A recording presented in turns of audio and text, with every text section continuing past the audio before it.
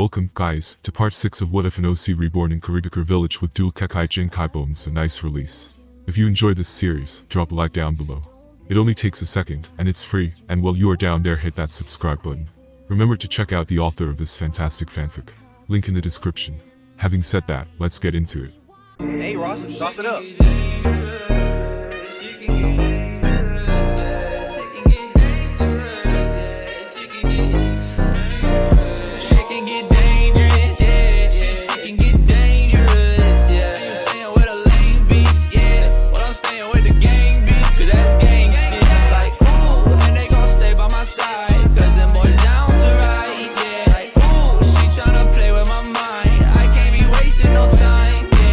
Fino set the teapot and both cups down onto the small table of ice he had created. "So Lady Kazukage, tea?" he asked as he poured himself a cup. Takura was impressed by his jutsu and also his manners as she eyed him up. "Yes, thank you," she said as she relaxed just a little. Fino poured the tea and placed the teapot down on the table, before picking his cup up and taking a sip. Takura did the same, much to Baki's distrust of Fino. "So, how was your trip?" Fino asked, making small talk. Takura was very surprised by his character as she took a small sip of the tea. She had only ever had information to go off that had been reported by any survivors that had encountered him.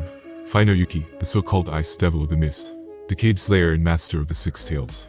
He seemed to hold many titles, now even holding the title of Kage himself as his reputation had grown, spreading far and wide throughout the land. Takura could see that he was still young, still not even in his 20s yet. But she could also see that he had wisdom beyond his years, something she didn't plan to underestimate. "Yes, the trip was fine, thank you," she replied as she placed her tea back onto the table. "Excellent," Fino said as he took another drink. "Well, to business then," he suddenly said as he uncrossed his legs and leaned forwards. Takura was a little taken back, but glad to skip the awkward chit-chat. "Very well," she said, nodding. "I'll be blunt," Fino said as his voice grew a little deeper.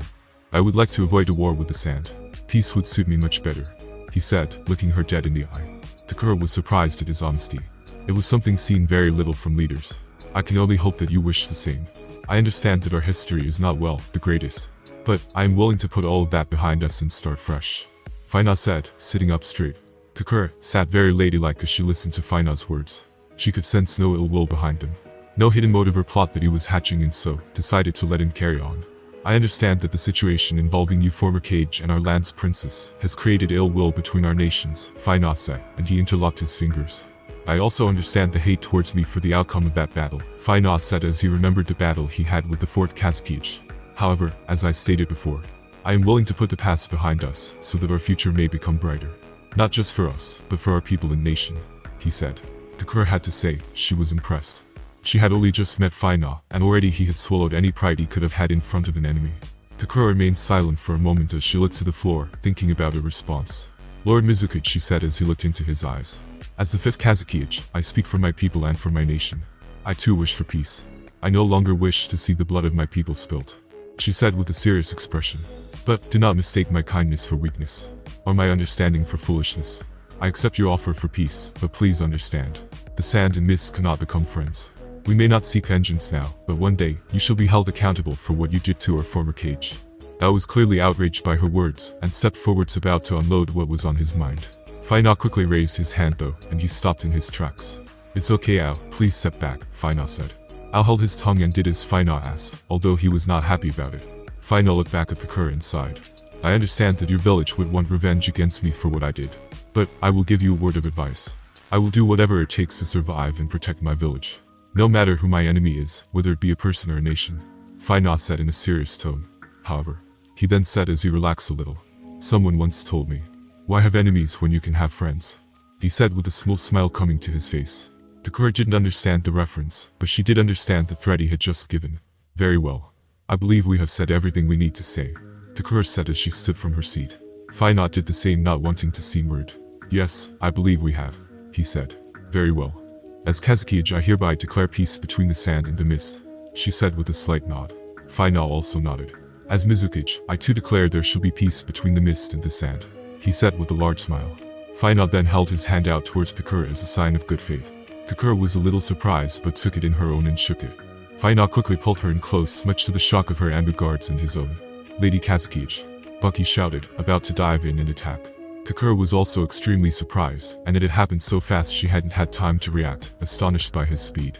Fino whispered something into her ear as he pulled her closer, so that only she could hear him. Remember Lady Kazekage, there are bigger threats that seek nothing but war between us all. I ask you to be wiser to their efforts, Fino whispered into her ear before he let go of her hand. Kakura was very surprised and quickly pulled back as she raised her hand for her guards to halt. I bid you a safe trip back, Lady Kazekage, and thank you for agreeing to a peaceful outcome, Fino said as he gave her a slight bow of his head. Kakura slowly nodded, still a little surprised by his advance. Yes, well, good day Lord Mizukage, she said, taking a few steps back from him, not taking her eyes off of his. Are you alright, Lady Kazekage? Bucky asked, clearly enraged by what Fino had just done. Yes, I'm fine, Bucky, she said as she finally turned her back. What was that about? He asked. It's nothing, Bucky, let us take our leave, she said, still thinking about what Fino had just said to her. Fino and the others watched as the Kazekage and her guard slowly walked off into the distance before they vanished from sight. What was that about? Ao asked as he stepped next to Fino. I wouldn't worry about it if I was you, Ao, Fino said, patting him on the shoulder. Let's focus on the positive, at least we aren't going to war, he said with a grin on his face. Ao agreed, but only to an extent. He was of course pleased that they had avoided war with the hidden sand. However, displeased at the fact that Fino had been so nice about it. Are we really going to let them go? Mangetsu said. I also agree, Lord Mizukage, Ganek spoke out, agreeing with Mangetsu. Now is the perfect chance to strike and deal a critical blow, Ganek said. Fino sighed and rubbed the back of his head. I don't plan on starting a war with the sand at this time or any, if I can help it, Fino said. How dare you both speak out against Lord Mizukage, Ao said to both of them, not happy. It's alright, Ao. I understand your motives and I'm glad you feel like you can share them with me. But please, I ask that you trust my decisions in this matter, Fino said as he turned to face them. Both Mangetsu and Ganek bowed their heads a little as Fino's gaze set on them. Very well. Please forgive me, Lord Mizukage, Ganek said after a moment. Whatever, you're the Mizukage, not me, Mangetsu said as he stretched his arms over his head. Ao suddenly burst forward, slamming a palm strike into Mangetsu's chest in anger. Learn some respect, boy, he shouted as he did. His attack had done little as his hand had passed right through Mangetsu's body as it burst into water. So it's like that, is it? Mangetsu said as he reached for the hilt of his blade. That is enough, Fino said as his chakra flared to life. Ao pulled his hand free, and Mangetsu just smiled as he turned his back. Lucky for you, he said under his breath. Suddenly his body froze on the spot as a current of electricity ran through his body. What the? Mangetsu said as he slowly turned to see that it was Fino who had done it. Listen to me very carefully, Mangetsu, Fino said as he walked closer to him. If you ever question me, disobey an order, or threaten one of my men again, I will kill you, he said as he placed his hand on Mangetsu's shoulder. Mangetsu suddenly realized the difference in power between them and for the first time in his life felt fear. He knew now that he stood no chance against him, and that Fino only allowed him to live because he allowed it. Is that clear, Mangetsu? Fino asked. Mangetsu slowly nodded through the pain. Yes, Lord Mizukage, he said, calling him Lord Mizukage for the first time. Fino didn't like to do it, but sometimes in the hidden mist, a show of power was the only way to get anything done. Good, Fino said as he turned around. Now let's get back to the village, he said as he created an ice mirror in front of them. Both Ao and Ganek were used to this by now and nodded, each of them walking into the mirror. Mangetsu had never actually seen this jutsu firsthand, and was a little skeptical about it.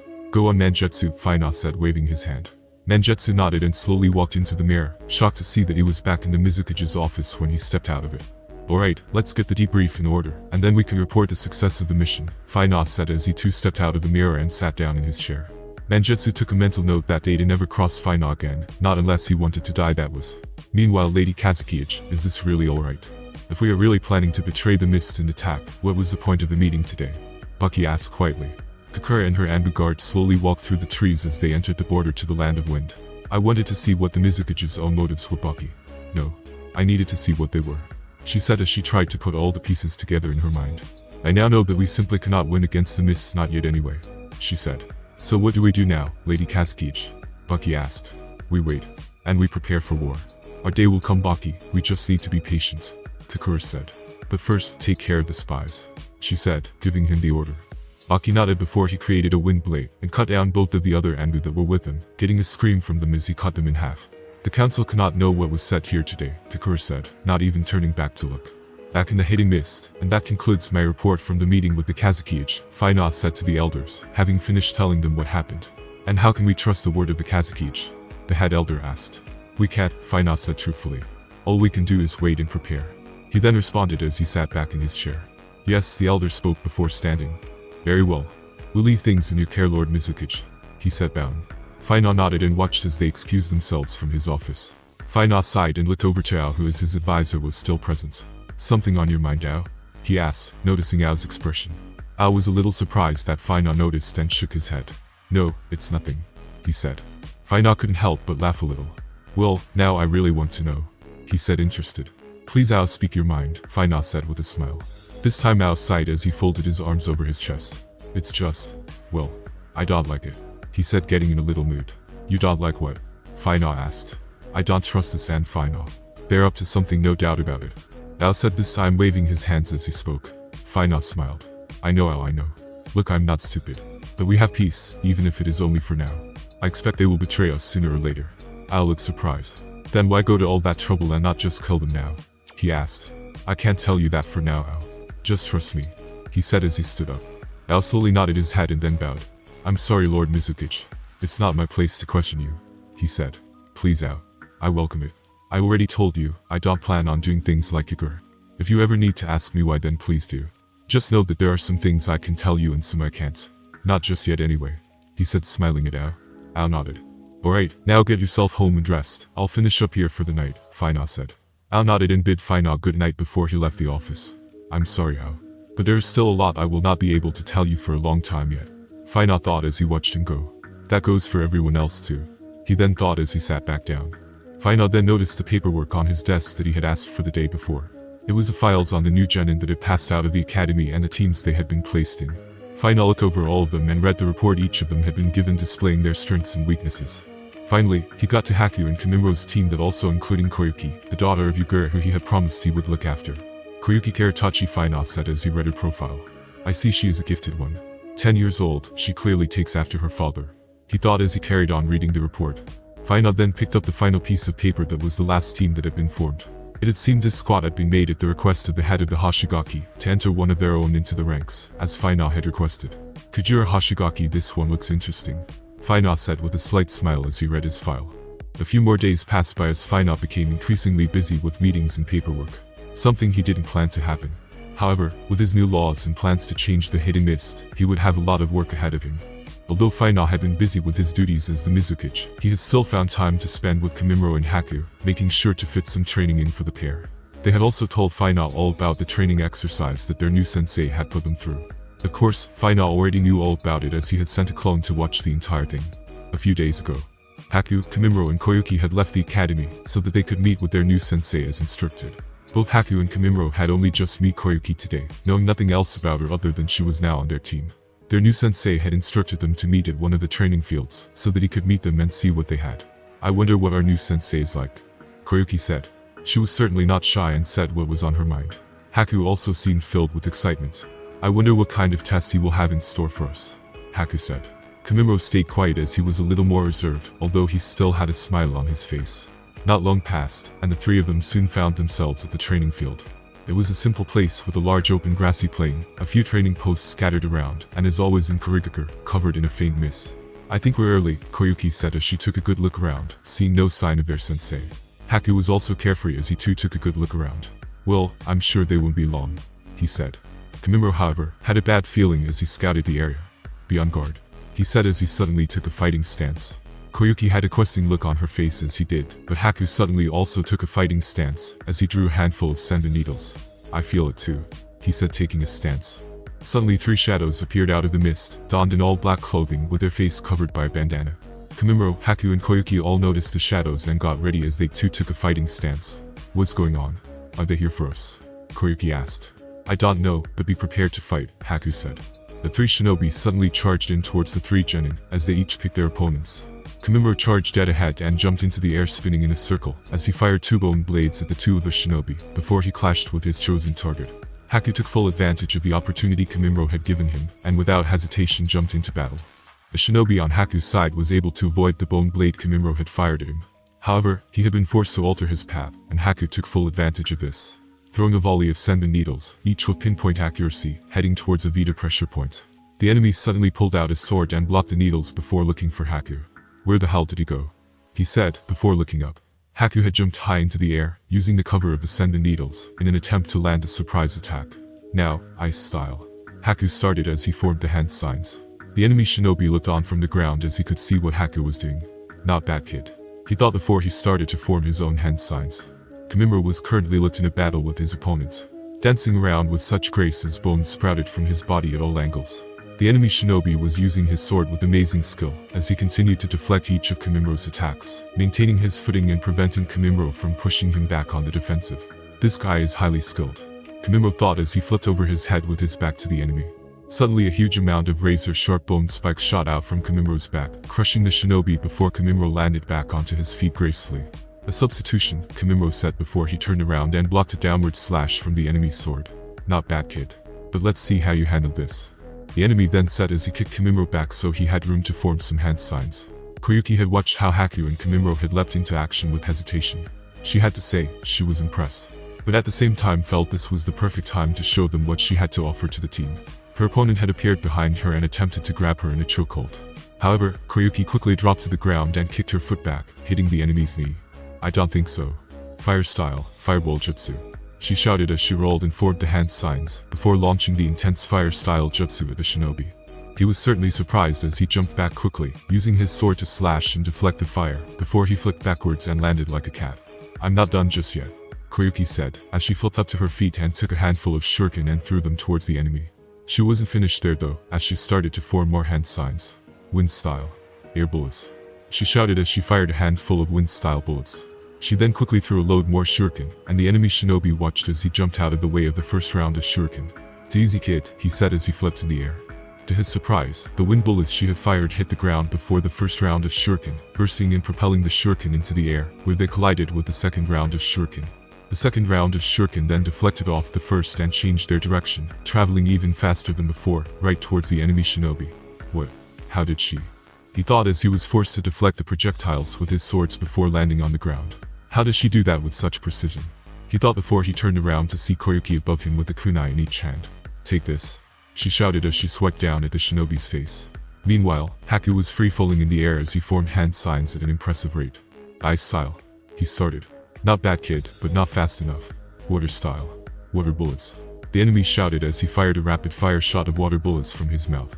Haku was forced to stop his jutsu and quickly react to the water bullets that were heading right towards him, intent on ripping him in half. Haku was a quick thinker and able to stay calm in difficult situations. Instead of abandoning his jutsu, he simply changed a few hand signs and altered it to use a wind style that allowed him to move mid-air and avoid the water bullets. That kid just changed his jutsu last minute and avoided my attack, the enemy thought as he watched what just happened. Time to finish this, please forgive me. Haku's voice suddenly said from behind the enemy Shinobi as he appeared from nowhere, forming hand signs with just one hand. How did he? Haku gripped the enemy's wrist with impressive force, and suddenly it froze. What in the hell? The Shinobi shouted as he tried to pull free from Haku's grip. It's no use, Haku said. Suddenly 2 sender needles hit the Shinobi in his neck, each striking a perfect point that took all sense of movement away from him. This way you won't feel any pain as you die, Haku said as the ice suddenly started to spread up his arm, freezing everything that Haku touched. Kimo flipped back from the kick his opponent had given him. Landing on the ground he slid back and looked up as his opponent was forming his hand signs, and from the look of them, it was going to be a large jutsu. I need to stop him, Kimo said as he allowed the bones in his fingertips to push out a little. Take this, he shouted as he fired a volley of bone bullets. He didn't stop there as he continued to jump and dance, launching barrage after barrage of bone bullets, in an attempt to stop the enemy's hand signs. However, Kimiro's efforts had been in vain as his opponent jumped out of the way and avoided each volley, while still making his hand signs. It's not enough, Kimo said as he suddenly burst forwards at great speed, in an attempt to get close to his opponent before he finished his hand signs. This kid is fast, but not fast enough, he thought as he finished his hand sign. You're done for. Water style. He started. However, at the last second, the real Kimo burst from the ground, stabbing a bone blade into the opponent's throat, stopping him from enacting the jutsu. To Kimiro's, Haku's, and Koyuki's surprise, each of their opponents burst into a puff of white smoke, as they all delivered the finishing blow at the same time. Each of them looked around and looked to each other as they quickly regrouped, expecting a counterattack to come their way. Looks like they were shadow clones, Kimo said, doing his best to scout the area. Haku, can you find the real one? He asked. Haku shook his. I can't sense anything, he said, staying alert like the others. What the hell is going on here? Koyuki said, relaxing a little. Alright you guys, that's enough, a voice in the distance said. All 3 of them looked towards it, each ready to defend themselves. However, once they saw who walked out of the mist, they seemed to release a little. Man, Lord Mizukage wasn't kidding about you 3. The man said with a smile on his face. It was Kaga, one of Fino's trusted teammates, and one of his generals in the battle against the 4th Mizukage. Kaga was a tall good-looking man with long blonde hair, who wore the standard Miss Jonin attire. I'm sorry if I startled the three of you, but I thought you would fight a little harder if you thought your life was on the line, Kaga said, rubbing the back of his head. Koyuki blushed a little as she got a good look at him, seeing how handsome he was. While Haku and Kimimaro both relaxed, realizing that this had been a test. So you are a new sensei, Haku said. Kaga nodded. That's right, as ordered by Lord Mizukage, he said. I just wanted to see what each of you were made of. So I decided to send a couple of shadow clones after you. I'm pleased to tell you that you all passed with flying colors. He then said, giving them a thumbs up. Now how about you all tell me a little about yourselves? He then said. With that, the four of them all sat down against some of the training posts, and Kaga proceeded to introduce himself properly. My name is Kaga. I'm a Jonin and was asked by Lord Fifth to take on you three forming this squad, he said, introducing himself. Now how about each of you tells me a little about yourself, maybe even what you dream of doing, he said. Koyuki didn't waste any time as she spoke up first. My name is Koyuki Karitachi. I'm 10 years old and the only daughter of the Yonde Mizukage. My dream is to become a powerful kunoichi and clear my father's name, she said, confident and bold. Kaga nodded as he crossed his arms. An impressive goal, Koyuki. Haku went next, wearing a gentle smile on his face as always. My name is Hakuyuki. I'm 8 years old, and my dream is to be useful to my master, making him proud of me, he said softly. Kaga nodded in understanding as he had already been briefed on Haku and Kimimaro by Fino. Kaga then looked at Kimimaro, who also had a peaceful look on his face. And what about you? Kaga asked. Kimimaro smiled. I too want to become a strong ninja and make my master proud of me. I will do anything to be useful towards his goals, Kimimaro said. Kaga nodded. Alright then. Pleased to meet all of you, he said as he stood to his feet. Now, I want you all to get some rest. I will summon you for our first mission in a few days, alright, Kaga said. The three of them all nodded and Kaga bid them farewell as he suddenly vanished, leaving the three of them alone. Kaga had then reported to Fino, who had been watching the whole thing from the shadows, keeping an eye on their progress. Lord Mizukage, Kaga said as he bowed his head to Fino. Fino nodded in response. He was leaning against a tree with his arms crossed and pushed off it to stand up straight. So? He then asked. Kaga smiled. You weren't kidding. Those kids pack a punch, Kaga said with a smile. Each of them passed my test without any issue. All of them were able to defeat one of my shadow clones, Kaga said. Fino nodded. Very good, he said, seeming pleased with their abilities. Let them rest for a few days now.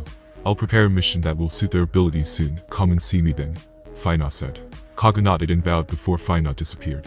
Fino was now sat in his office as he remembered the events that had happened. He was flicking through paperwork and files that mission slips had been put into. Unlike before, they had not been given a class system, and only the Mizukage deemed how difficult the mission was, giving it to whoever he wanted. Fino had put a stop to that. Now each mission would be judged on its difficulty and given a rank from D to S, just like the Hidden Leaf. This way he could prevent genin from being used as cannon fodder in more difficult missions that they weren't ready for, and assign missions to people whose strengths suited the task. Thanks to him lowering the price of the missed costs for missions, they had received a large influx of mission lately, and the village had become busy in providing Shinobi to deal with the sudden increase of work. Fino had found the perfect mission for his students, and had deemed that it should be safe enough for them to complete without anything bad happening. It was a C-rank mission. One of the nobles of the land of hot water had reported bandits had been raiding his lands, and had requested the hidden mist to deal with it, seeing at how low their costs had become. The bandits had been reported to be no stronger than Chunin level ninja, and Fino thought it would be a perfect test for them, before he pushed them any further. Alright, Team 11. Come in, he then said, summoning them inside. The doors to his office opened and Kaga walked in with Kimimaro, Haku and Koyuki.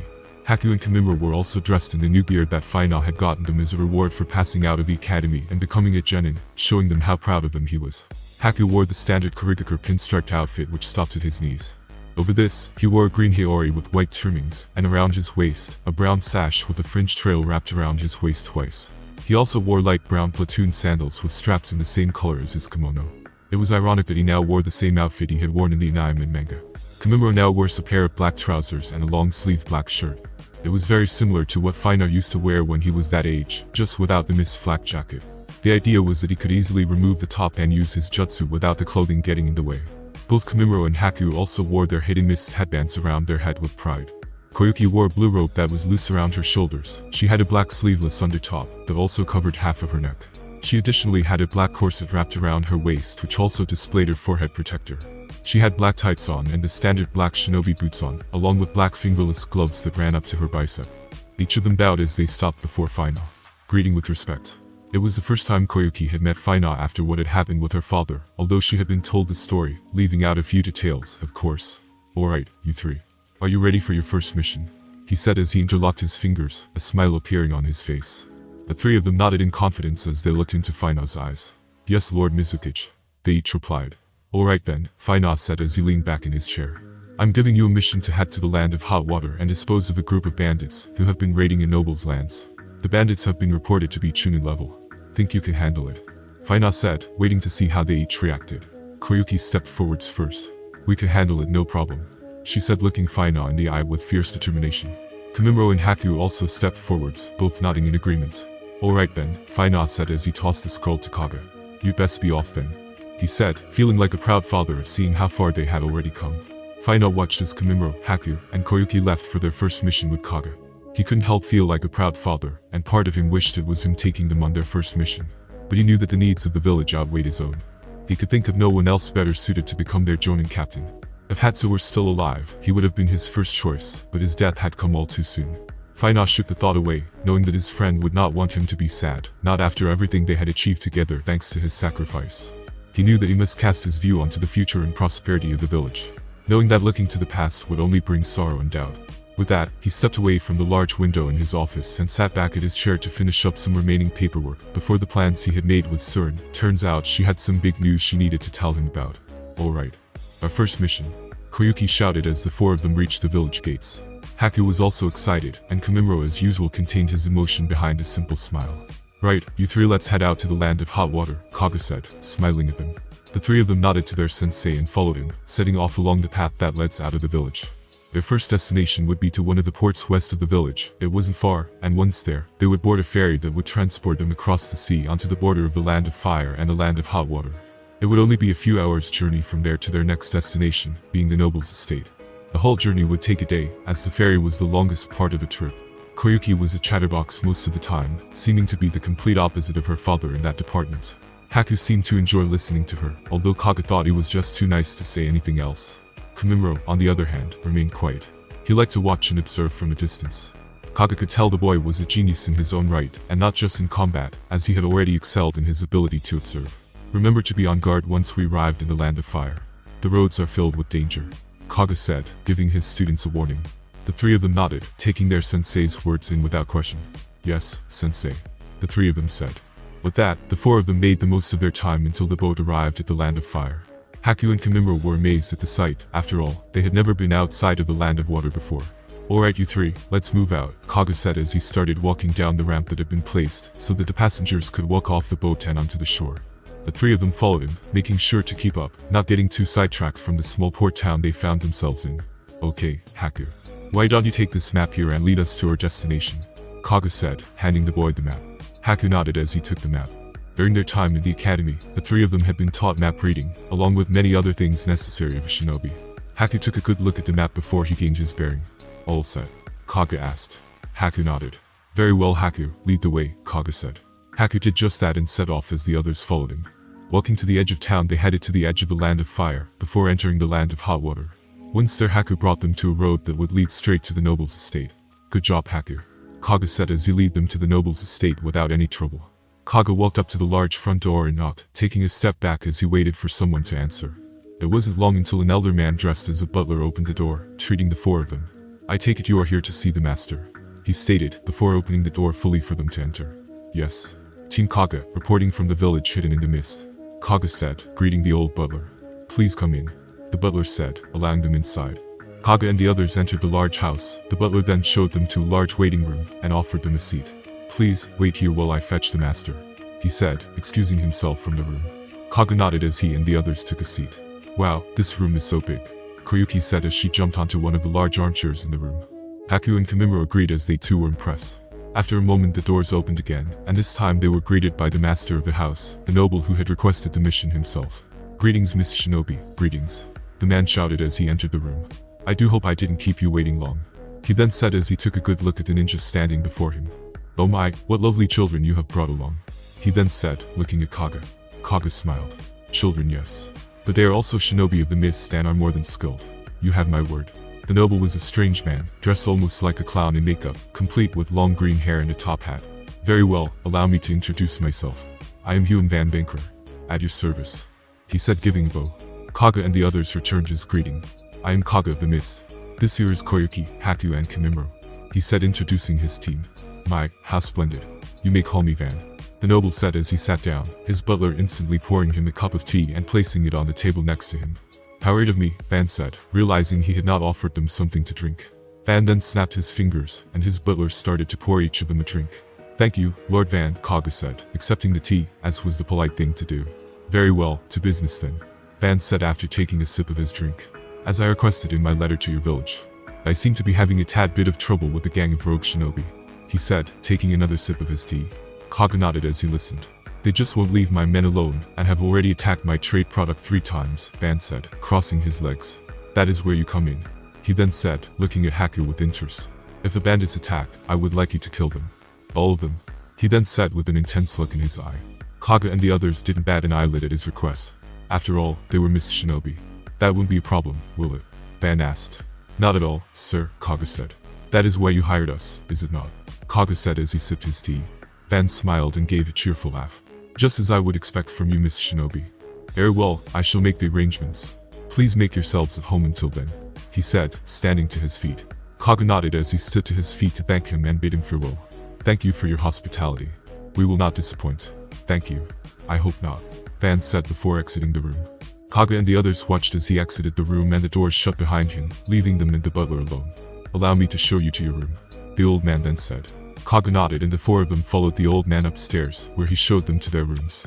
I hope you find everything to your liking. You shall be notified of the details once the plans have been made. Until then, if there is anything you need, please see me, he said, giving a small bow before he left them alone. Wow, look at the size of these beds, Haku said, taking in all the details of the room. Kimimaro also had the same look on his face as everything inside the room looked expensive. Okay, you 3, get some rest.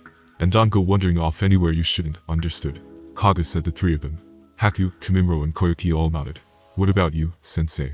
Kimimaro asked, being observant as always. Kage couldn't help but laugh. Doesn't miss a thing, this kid, he thought. I'm going out to scout the surrounding area. Don't worry about me and get some rest, okay? He said, giving them a smile. Kimimaro nodded. Don't worry about us, Sensei, I'll keep an eye on these 2, Koyuki said, putting her hands on her hips. Alright, Koyuki, I leave you in charge, he then said before he vanished, leaving the 3 of them alone. Kage reappeared atop of the house, mounting the roof, so he had a good vantage point to look across the land. There was only one road leading in and out of the estate, with the surrounding land being fields and forest. Kage could see that there were other living quarters a little away from the house. He guessed they were where the staff lived. He could also see a large barn and warehouse, with the stables next to it. All in all, Lord Yum Van Binker seemed to be pretty well off, Kage thought as he scoped the entire estate. The bandits and rogue shinobi have been estimated to be Chunin level. Hopefully, that intel is correct, he thought as he looked towards the sunset. I guess tomorrow, we will find out, he then said as he vanished from the roof. Meanwhile, back in the village hidden in the mist, Fino had finished his last duties for the day and decided to head home. After all, he was meeting Surin, and she had already told him she had some big news to tell him. Fino walked through the streets, greeting everyone with a smile. The entire village was pleased to see him and greeted him with the most respect, bowing to him in thanks for all he had done for them so far. Fino finally reached his home and opened the door. Hello. I'm home, he shouted, getting no response. That's strange, I thought Surin would be home now, he said as he walked into the kitchen. Fino noticed a note on the table and picked it up so he could read it. Just popped out to grab something for dinner, won't be long. Surin. Fino chuckled and headed to the fridge as he took a drink out. It sure is quiet without the boys here, he said, as he opened his pop and took a drink, sitting down after wiping his mouth. Soon after the door opened and Fino could hear Surin's voice as she walked into the kitchen with a shopping bag in hand. Oh, you're home, she said, a little surprised. Fino laughed. Isn't that why you left me the note? He said. Surin looked at the note and then laughed.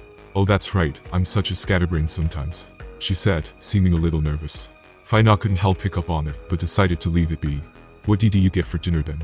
He said as he stood up, giving her a kiss on the cheek. Surin put the bag down onto the kitchen table and started pulling the bits out of it she had bought.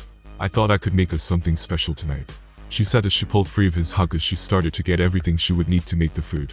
Fino was certainly surprised now and couldn't hold back the question anymore. Surin, is everything alright? He asked, his voice a little more serious than he intended it to be. Surin stopped what she was doing at his question, not turning around to look at him. Fino could tell she was almost scared, and it made him sad to think that it could be him she was frightened of. It's okay, Surin, you can tell me if something is bothering you, Fino said as he placed his hands on her shoulders. Surin slowly turned around and looked him in the eyes. She had a strange expression on her face, a mix of joyfulness and worry all at the same. What is it, Surin? Fino asked, starting to worry himself. Surin smiled, but then it faded as she placed one hand in the other. It's about what I need to tell you, Fino. It's okay, Surin. Wherever it is. It's okay. Fino said as he looked into her eyes. Fino, she said, looking down before finding her resolve. I'm pregnant, she said, looking into his eyes. Pregnant, Fino said, his face filled with surprise. Surin nodded as she held her hands close to her chest. I know it's a shock, I didn't plan this either, she said, almost seeming sad. Fino quickly wrapped his arms around her as he held her in his embrace. Please don't be sad, Surin. This isn't a bad thing, he said, smiling at her. But May, she said, looking into his eyes. May is already pregnant with your child, Surin started. Fino wasn't sure where she was going with this and just held her. I want you to be in both of these children's lives. They should both grow up with their father, she said with a determined look on her face. They will, Fino said with a smile. I'm not planning on going anywhere, he said. Surin shook her head. I don't mean that. I mean they should both grow up with their father in the same house, she said. Fino nodded his head, slowly trying to understand where she was going with this. That's why I have decided. I've decided to invite May to live with us, she said adamantly. Wait, what? Fino said, now even more shocked. That's right. I've asked May to come and live with us. That way you can have both of us and be a part of both your children's lives, she said, looking a little embarrassed. Wait, have both of you? What are you saying? He said. I'm saying that from this day onwards, both me and May will be here, for you are the Mizukage after all, and it would be only right that you have more than one lover, she said, going a little red in the face. Fino shouted in shock at Surin's words. Meanwhile, morning came quickly for Team Kaga as they were all up at the crack of dawn. It was drilled into them from their time at the academy, and besides, Kaga had summoned them for breakfast. He wanted the three of them to get an early start on the day. He also wanted to keep out of the way until the time of the mission. The four of them sat and quietly ate their breakfast. It wasn't anything fancy, but it would give them plenty of energy to help start the day. Not long after that, Kaga had them scout out the area, so that they could become familiar with the lay of the land, in case of an attack. Once Fan was up and about, it wasn't long until he summoned them to give word that he had put the plans into motion.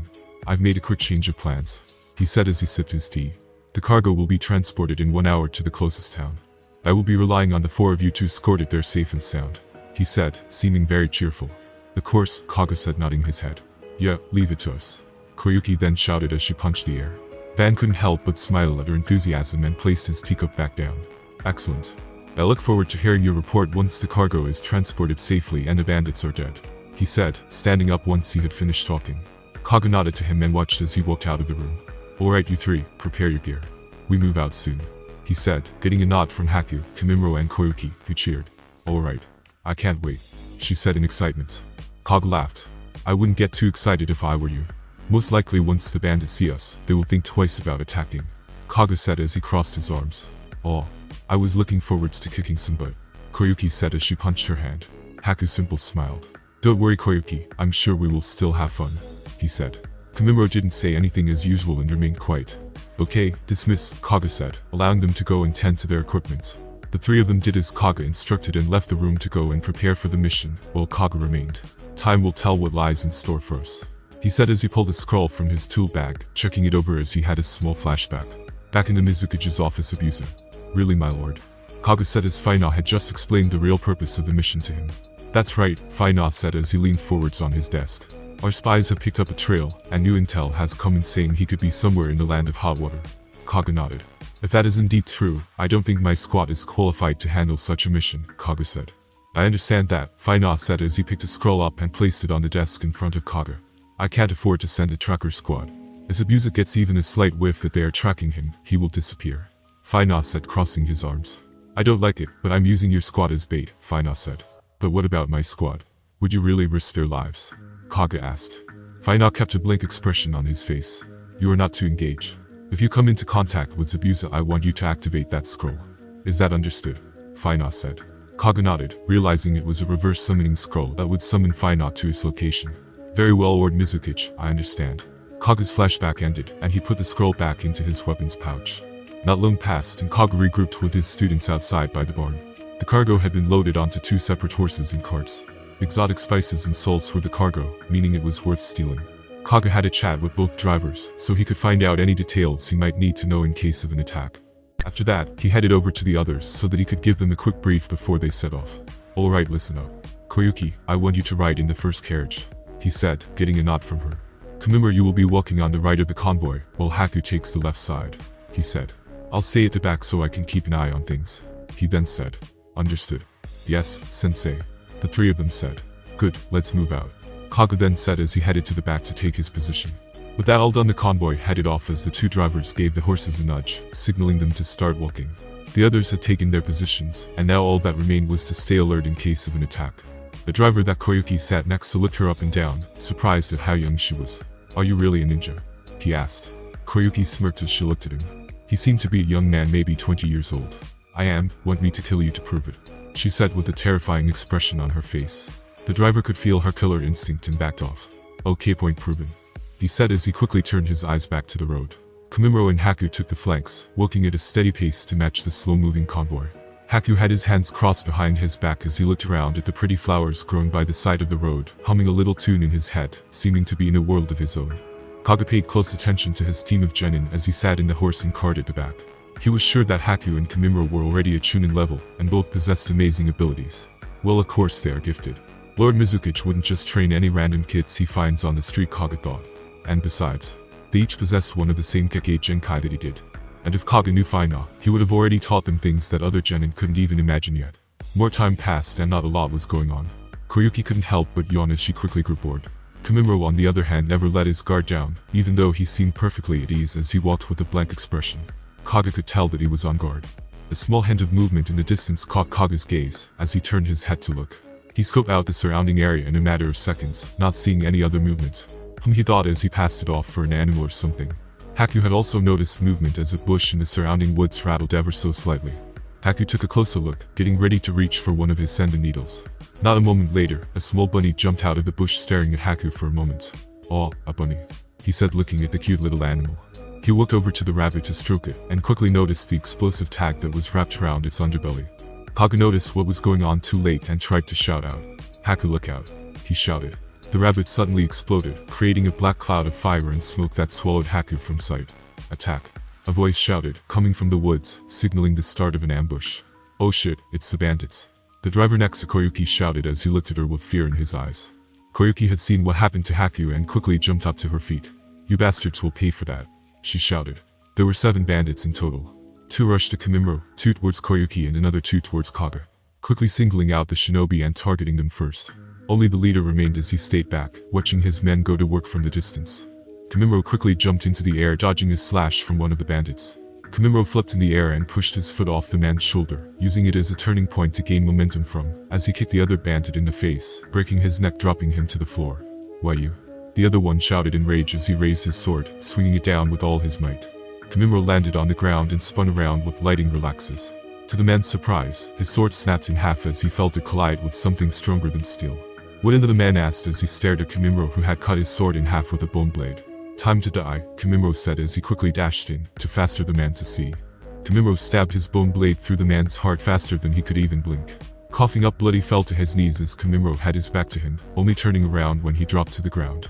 Koyuki quickly jumped into the air, pulling the driver of the cart off with her to avoid a shower of shuriken. "Arg." The man screamed like a little girl and hid behind the cart as Koyuki dropped him. Koyuki pulled out a kunai and blocked a couple of slashes from her first opponent, before becoming locked in a clash with him. The other quickly ran around her and was about to attack her from the side, when 2 senbon needles struck him in the neck, dropping him to the ground where he skidded to a halt. "What in the hell?" the other bandit said as he broke off the assault between him and Koyuki. "Not so fast," she shouted as she started making hand signs. "Fire style, fireball jutsu," she said in her head before taking a large breath of air and breathing it back out as fire. The bandit jumped high into the air, doing his best to avoid the flames as he rejoined with his leader. Kage had easily taken out both of the bandits that tried to launch their sorry excuse for an attack on him, quickly immobilizing them with his superior hand-to-hand combat, killing them both before they even knew what hit them. Kage was also pleased to see Haku hanging from a tree back from his feet as he petted the rabbit in his arms. "The kid is fast," he thought as he looked towards the leader. The bandit leader noticed the headbands they were wearing and bit his lip. "Darn it, we are no match for Kiri Shinobi," he said under his breath. "Retreat," he then said to his only surviving teammate. "We will leave these to him," he said as he and the other bandit disappeared. Haku dropped back to the ground and put the rabbit on the ground, watching it run away safely back into the trees. Koyuki crossed her arms as he walked over to her. "You didn't have to help me. I had a plan," she said. Haku simply smiled at her and then looked to Kage, who appeared next to them. "Good work, both of you," he said. Kimimaro also joined them, and Kage gave him a nod. "You took Kimimaro, sharp as a pin, aren't you?" he said with a smile. "So that's 5 dead, with 2 retreating." Kaga then said as he looked at the bodies. Actually Sensei, Haku said. I didn't kill this one. He said pointing to the man with 2 needles in his neck. Kaga looked at the man surprised and shook his pulse. Wow, he really is alive. I could have sworn he was dead a moment ago. Kaga thought as he pulled the senbon out, causing the man to gasp for air. Good work Haku. He said quickly grabbing the man by the throat, setting a new fear into his eyes. You had better tell me everything you know, Kaga said as he squeezed on the man's windpipe. The man gasped for air as Kaga squeezed harder, tapping his hands off the ground in pain. Oh okay. He managed to get out as he struggled to breathe. Kaga looked to the others. Go and check on the cargo and drivers. I'll question this one, he said, telling them, not asking. The 3 of them nodded and went off to do as they were instructed. Now, let's you and me have a little talk. Kaga stood over the bandit that Haku had knocked unconscious, ready to make him talk no matter what it took. You had better start speaking, Kaga said as he bent down to look the man in the eye as he spoke, placing a hand on his shoulder. The bandit was shaking a little as he felt Kaga's killer instinct wash over him. And no, I won't talk, he said all of a sudden as he tried to bite his tongue. Kaga quickly grabbed his face, squeezing his jaw on the pressure points so that he couldn't clamp his teeth down. I don't think so, Kaga said with a small smile on his face. Now talk, Kaga said as his shadow loomed over him even more. Meanwhile, Haku, Kimimaro and Koyuki had gone back to check on the 2 drivers, making sure that they were unharmed. Are you okay? Haku asked one of them, as Koyuki placed her hands on her hips. Coast is clear, you can stop hiding now, she said. Both drivers slowly stood up and nodded, seeing that the coast was indeed clear. We should get out of here before they come back. The young driver who had been with Koyuki said in protest.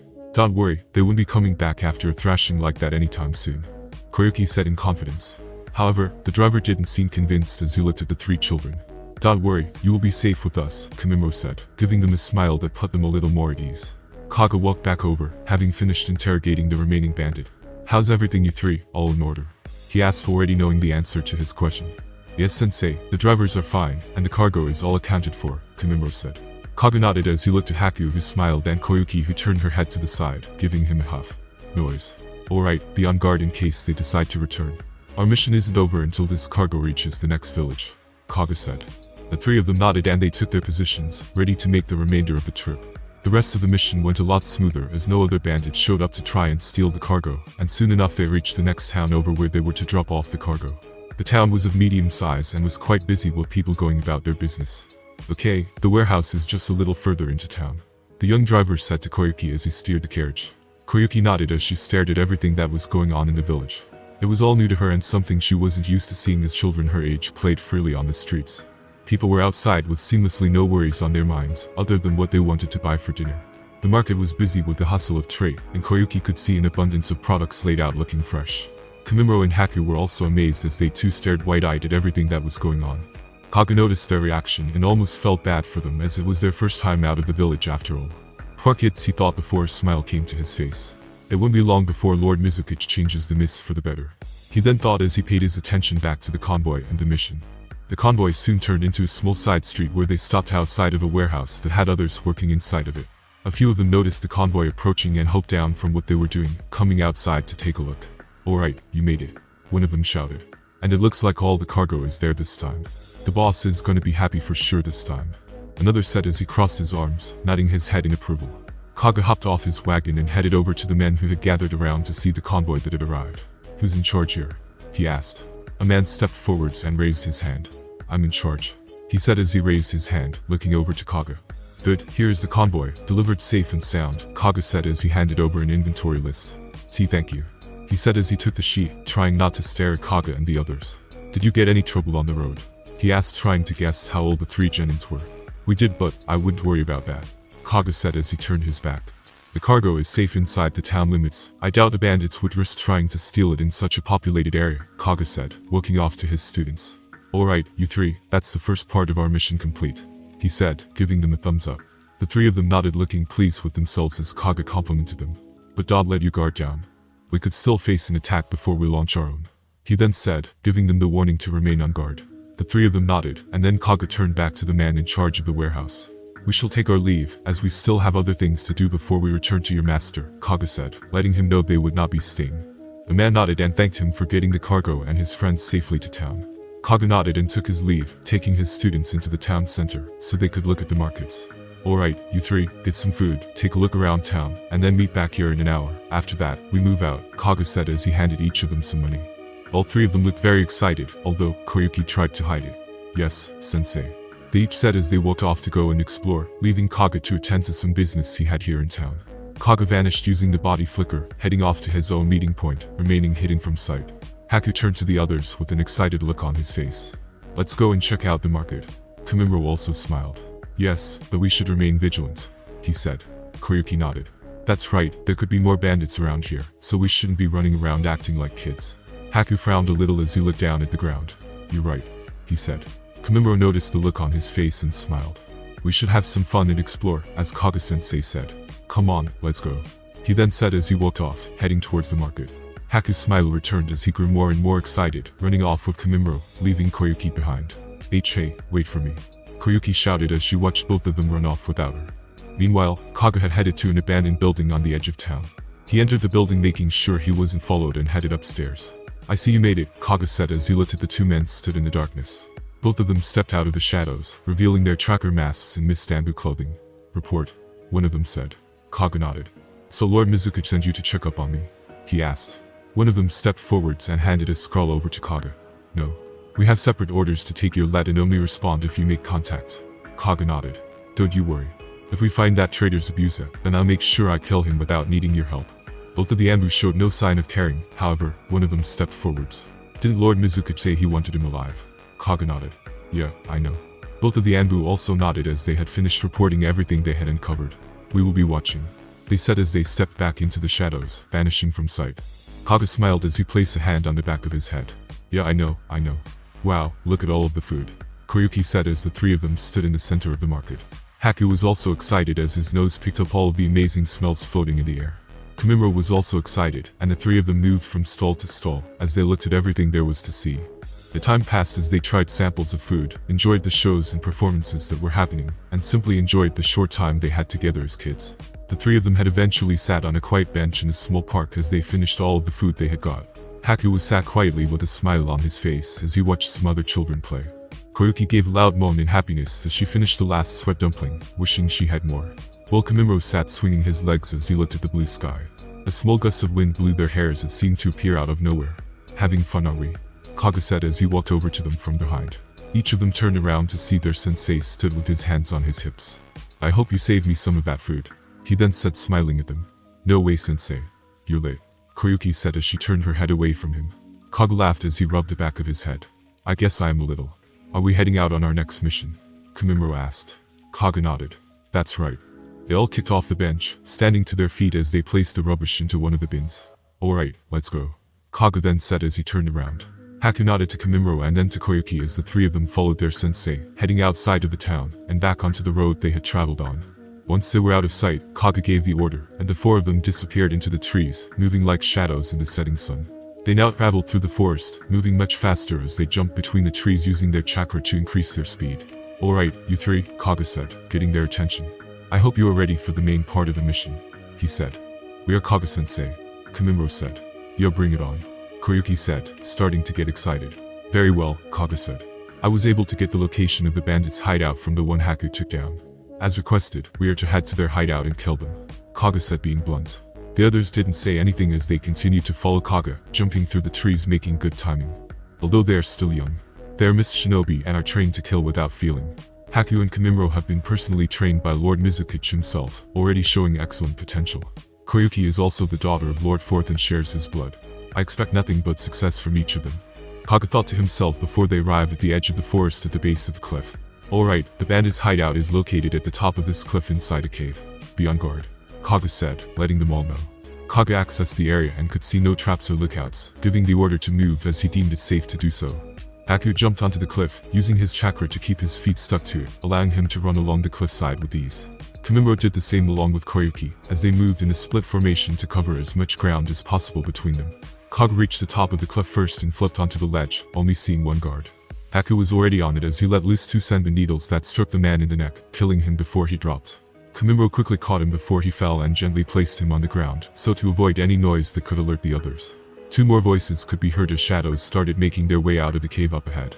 Haku quickly dashed to the side wall taking cover, while Kimimaro used a transformation jutsu to copy the appearance of the one they had just killed, turning his back to them so they could not see his face.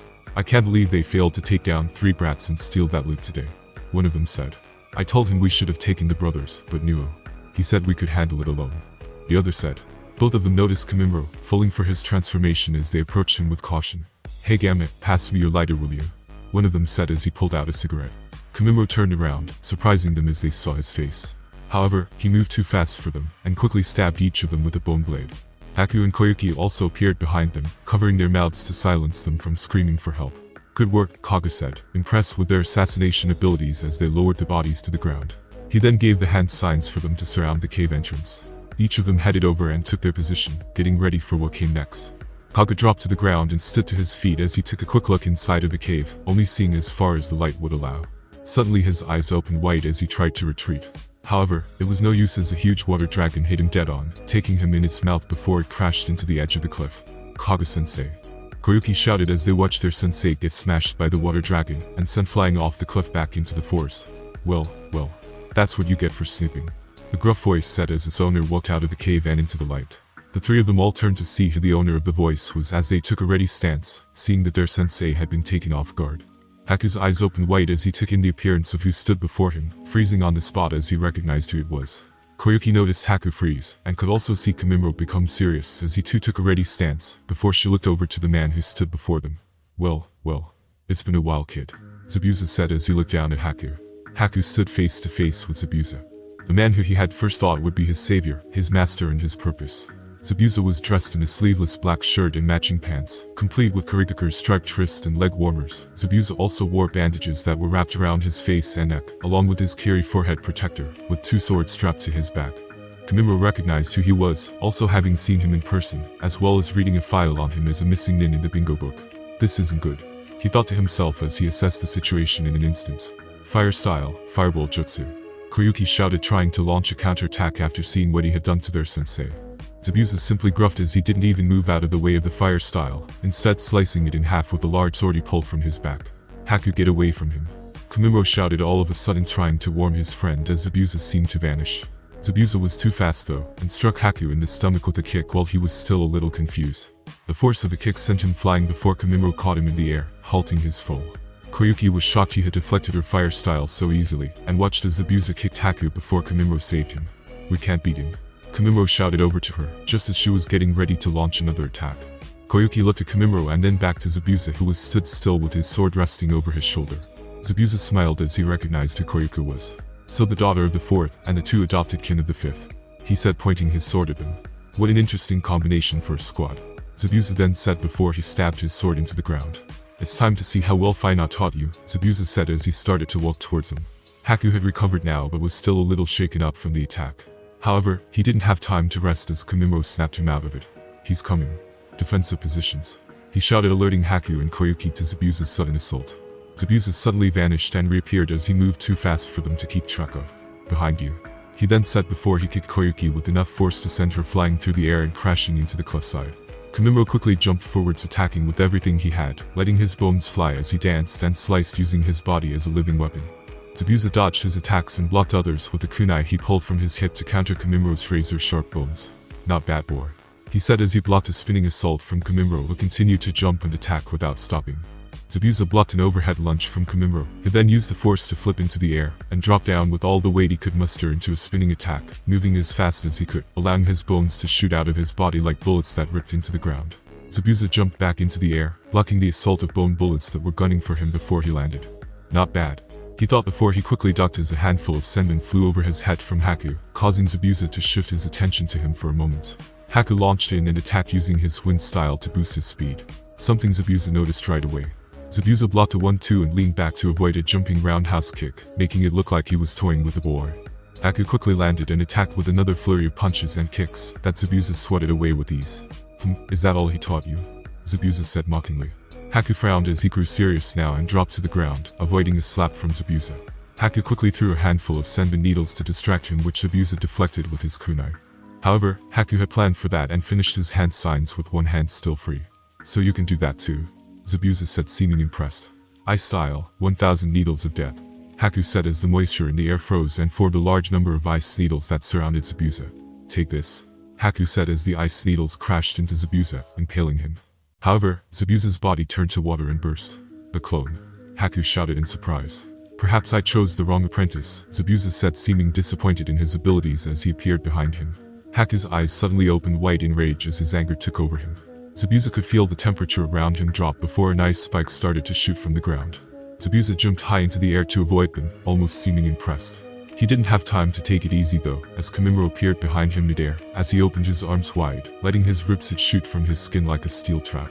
Zabuza was hit by the jutsu, and the boys watched with hopeful eyes as he hit the ground, becoming trapped by the bone cage. Their hope was quickly replaced with panic as Zabuza's body turned into water, showing it was another water clone. Kimimaro did his best to scan the area as his senses were all on high alert, knowing he could appear from anywhere. Now, he shouted as he leaned forwards and let the bones in his back shoot out, trying to impale Zabuza, who he thought was behind him. To Kimimaro's surprise, a hand suddenly gripped his head and slammed his face into the ground. "You have some good reflexes, kid," Zabuza said before letting go as he felt the boy stop moving. "Kimimaro," Haku shouted as he watched from the sidelines, not being able to move fast enough to help his friend. Koyuki was back up now and also watched as Kimimaro was slammed face first into the ground. Her body was still hurting from Zabuza's kick, but she knew she had to do something to try and stop that monster. Koyuki pulled 2 handfuls of kunai from her weapon pouch, holding them between each of her fingers, as she crossed her arms over her face. "This is the last thing my father taught me before he died. I'm not going to be left behind," she shouted as she tossed them all at the ground in front of her before forming hand signs. Her chakra started to flare as the wind picked up around her body before she finished her jutsu. "Wind style, violent wind stream," she said as the wind style suddenly picked up all of the kunai and spiraled towards Zabuza, growing faster and faster. He noticed the jutsu coming towards him and smiled, knowing it wasn't a simple one this time. "Not bad," he said as he was forced to draw his other sword from his back before the wind style reached him. "I'm not done yet," Koyuki shouted as she jumped into the air and threw barrage after barrage of kunai into the wind style, turning it into a tornado of razor-sharp projectiles with Zabuza at the center. Zabuza deflected all of the kunai that came his way. However, as the numbers started to increase, he was unable to keep up with so many, and small cuts started to appear on his body. Zabuza noticed the cuts and clenched his teeth as he growled in anger. "This is for Kaga-sensei," Koyuki then shouted as she formed the hand signs for her fireball jutsu, taking as large a breath as she could, before unleashing it with a massive roar. The firing style and the wind style suddenly mixed, and the tornado of kunai abruptly became engulfed in fire, with the heat being so intense that it melted all of the kunai inside of it. Haku watched in amazement at Koyuki's combined jutsu, not knowing she was so strong.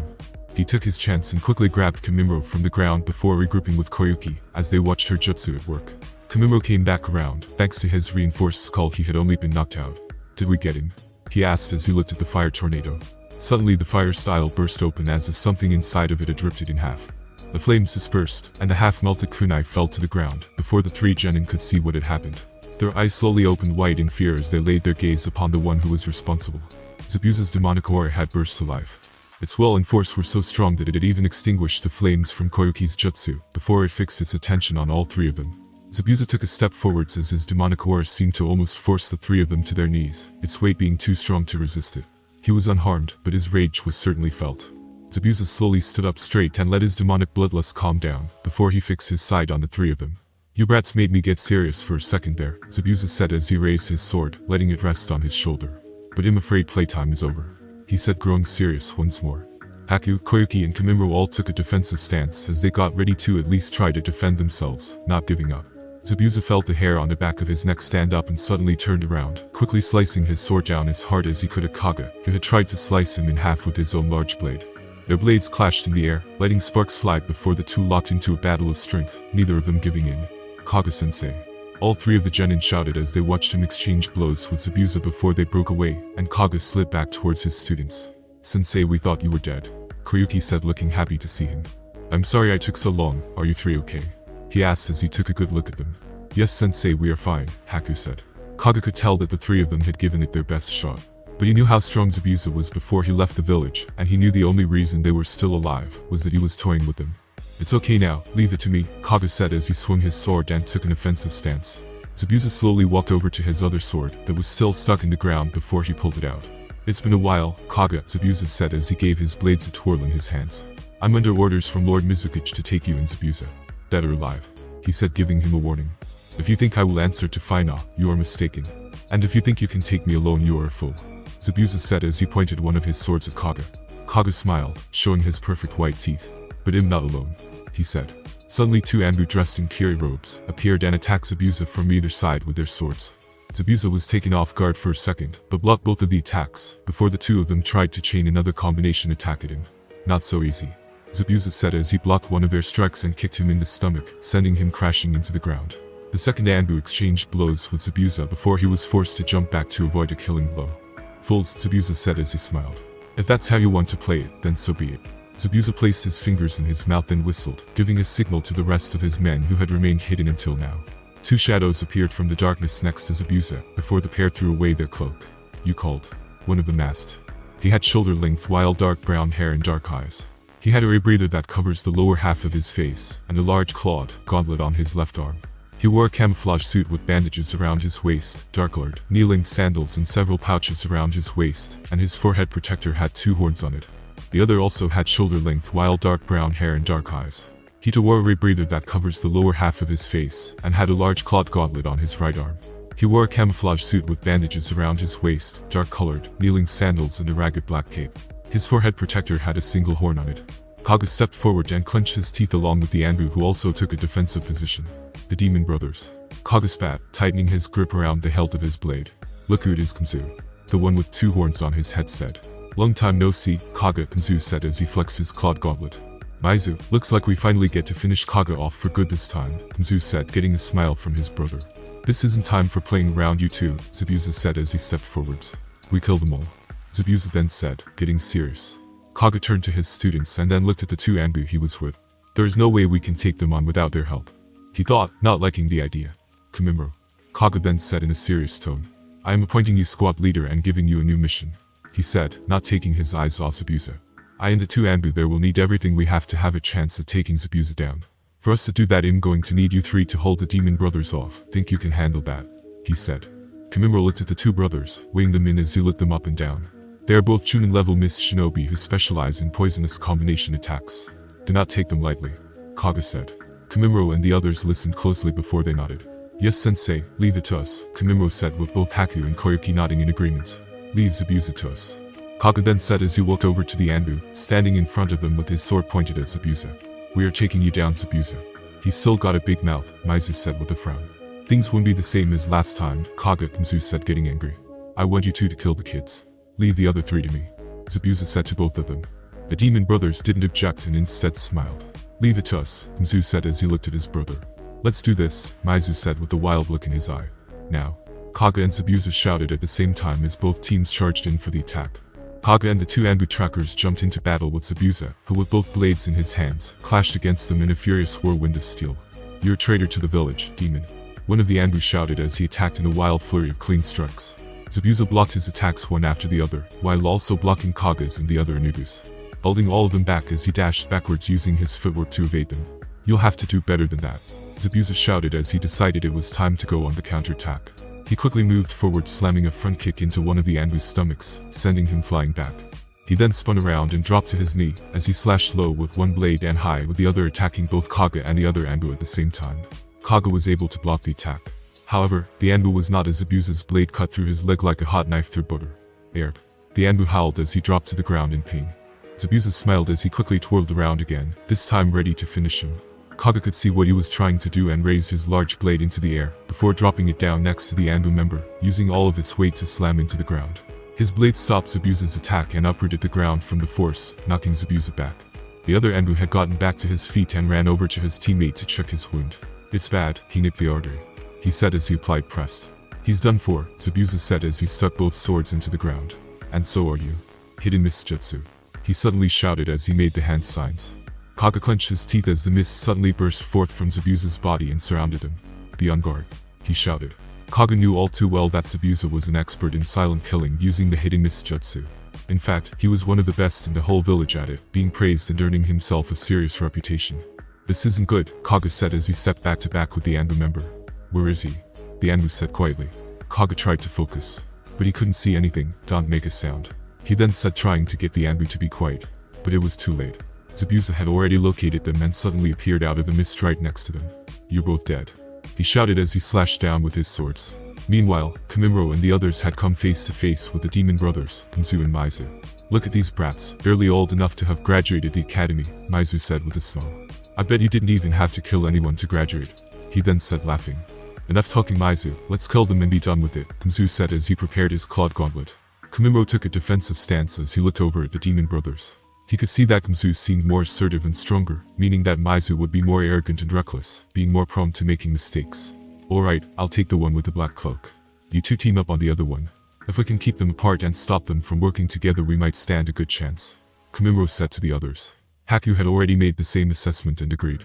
Be careful you don't get hit by a poison attack, he then said. Koyuki also nodded. Be careful, these guys look strong. Kimimo nodded before he bolted towards Kimizu, heading in for the attack. We'll get a load of this round, Maizu said laughing as he watched Kimimo charge towards him. He's mine, Maizu shouted as he lowered into an attacking stance.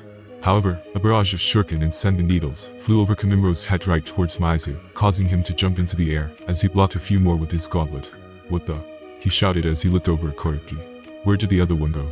Haku suddenly appeared behind him and attacked, slashing down with one of his senbon. Maizu turned midair and blocked his attack. I don't think so, kid, he shouted before he grabbed his arm and used his gauntlet to slash into his chest. Kimimo crossed both hands over his face before jumping into the air and shooting a barrage of bone bullets at Kimizu. Kimizu could tell that the projectiles were dangerous and decided to evade them rather than block them. Kimimo let his bones grow all around his body as he got closer, running at a low angle before he curved around and attacked.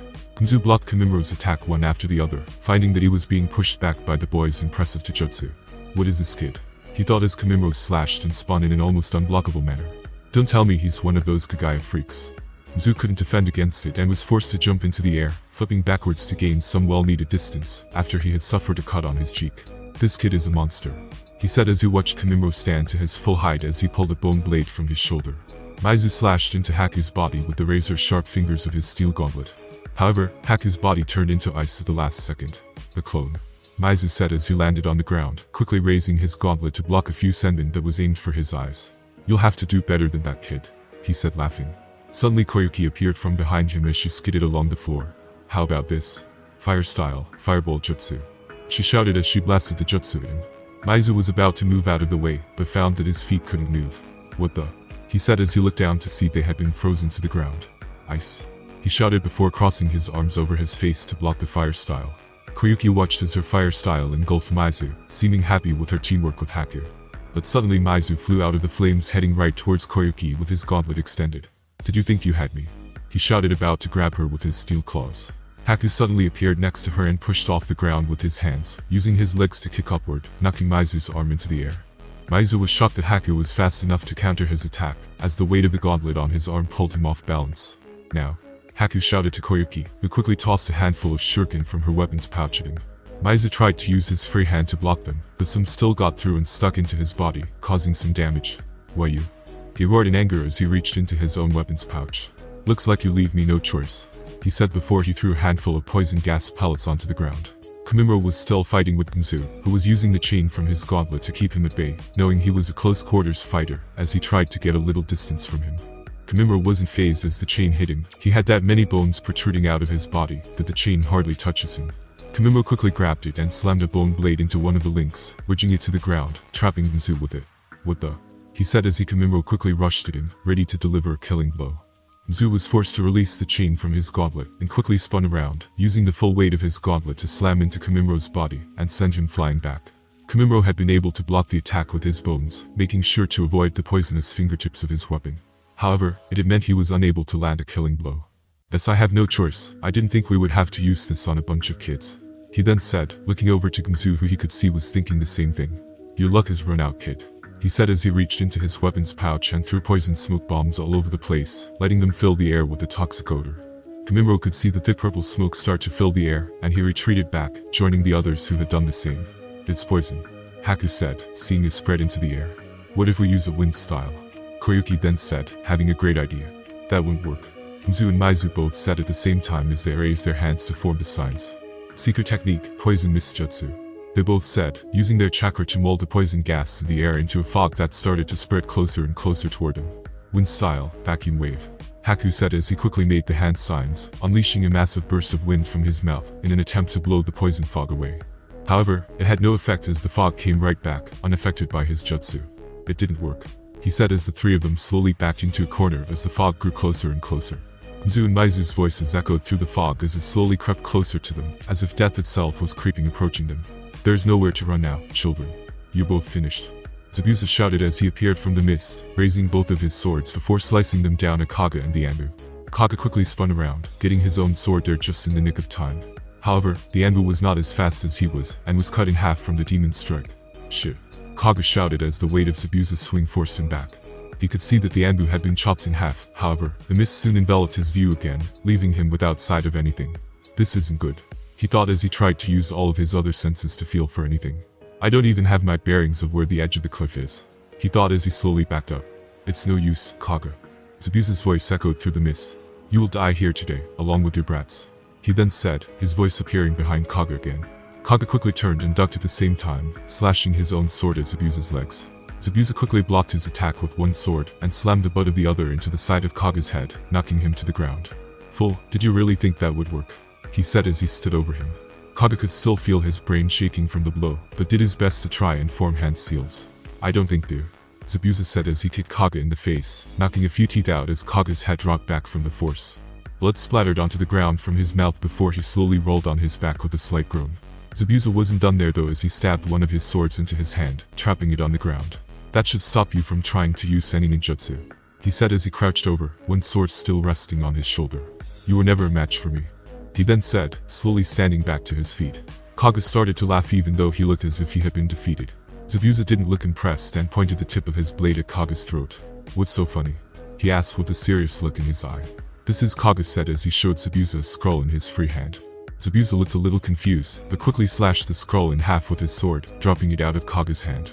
Just what did you expect to do with that? Zabuza said as he cocked an eyebrow at Kaga. Not what? Who, he said slowly, getting a shocked reaction from Zabuza who suddenly became enraged. Why you? He said as he pulled his sword back, ready to deliver the final blow. Unexpectedly, ice shot from the ground, trying to encase Zabuza inside of it as it grew more and more. This is, Zabuza shouted as he jumped into the air, doing his best to cut the ice away with his sword, before he landed clear of it on the ground. He growled as his eyes grew more intense. Meanwhile, don't breath the fog in, Koyuki shouted as she tried her best to form hand signs. Haku, we need to try and get rid of it, she shouted. Haku agreed, and the two of them tried to use a combined wind style to blow the fog away. However, it was no use. The poison fog seemed to have a mind of its own and contained to spread, no matter how much they pushed it back. It's no use, Kamimuro said as his back reached the cliff wall, knowing there was no escape now. Come on, we have to climb, Haku suddenly said, thinking it was their only way out. But the fog had other ideas as it seemed to respond to his words and cut them off from the top, circling them as it got closer and closer. I hope you're ready to die, brats. Mizu's voice echoed through the poison fog. This is the end of the line, Mizu's voice also said, letting them know they were done for.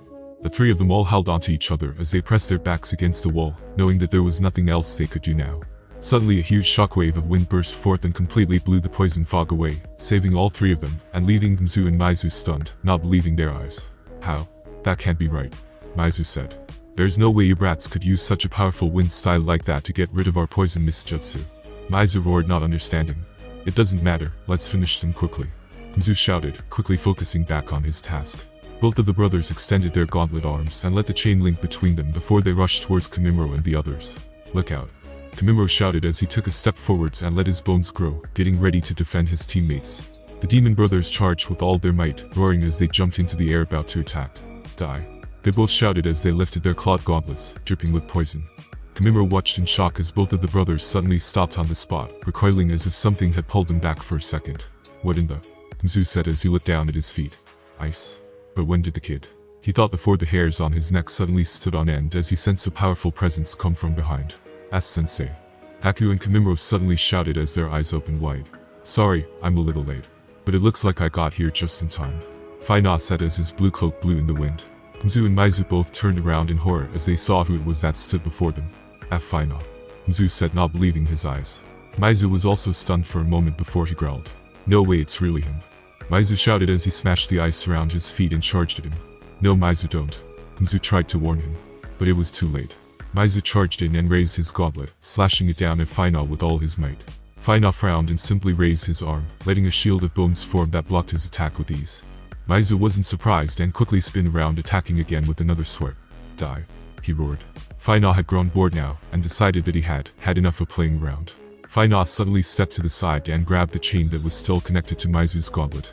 With a sudden tug of it, Mizu was twisted into the air before he hit the ground hard, getting the wind knocked from him.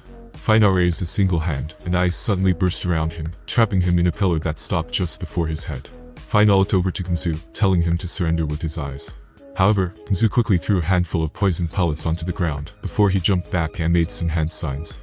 There's no way I can face him head on, I need to get the hell out of here, he thought before turning around. But to his horror, as he turned he came face to face with his own reflection, before slipping right into the ice mirror that had formed behind him. Kimizu slipped out and was gripped by Fino, who slammed him into the ground with ease, before he trapped him in a pillar of ice, just like his brother. There. That should keep you from running, Fino said as he shook his head in disappointment at them both. Sensei. Kimo and Haku shouted as they suddenly jumped at him, hugging him tightly. Fino couldn't help but smile and hugged them both back before putting them onto the ground. Now boys. What have I told you about acting professionally? Fino said with a serious face. Both of them looked down a little before getting serious again. Sorry, Sensei. Both of them said. That's better, Fino said as he patted them on their heads. Lord Mizukage, Koyuki said, bowing her head as she approached him. You don't have to be so formal, Koyuki, please, Sensei is fine, he said, smiling at her before he places a hand on her head. It must have been tough. You did well, he said, smiling at her. Koyuki was shocked and couldn't help smile from his praise. It was nothing, she said, a little embarrassed. Alright, you three do me a favor and stay here. I have something I need to finish, he suddenly said as he grew serious.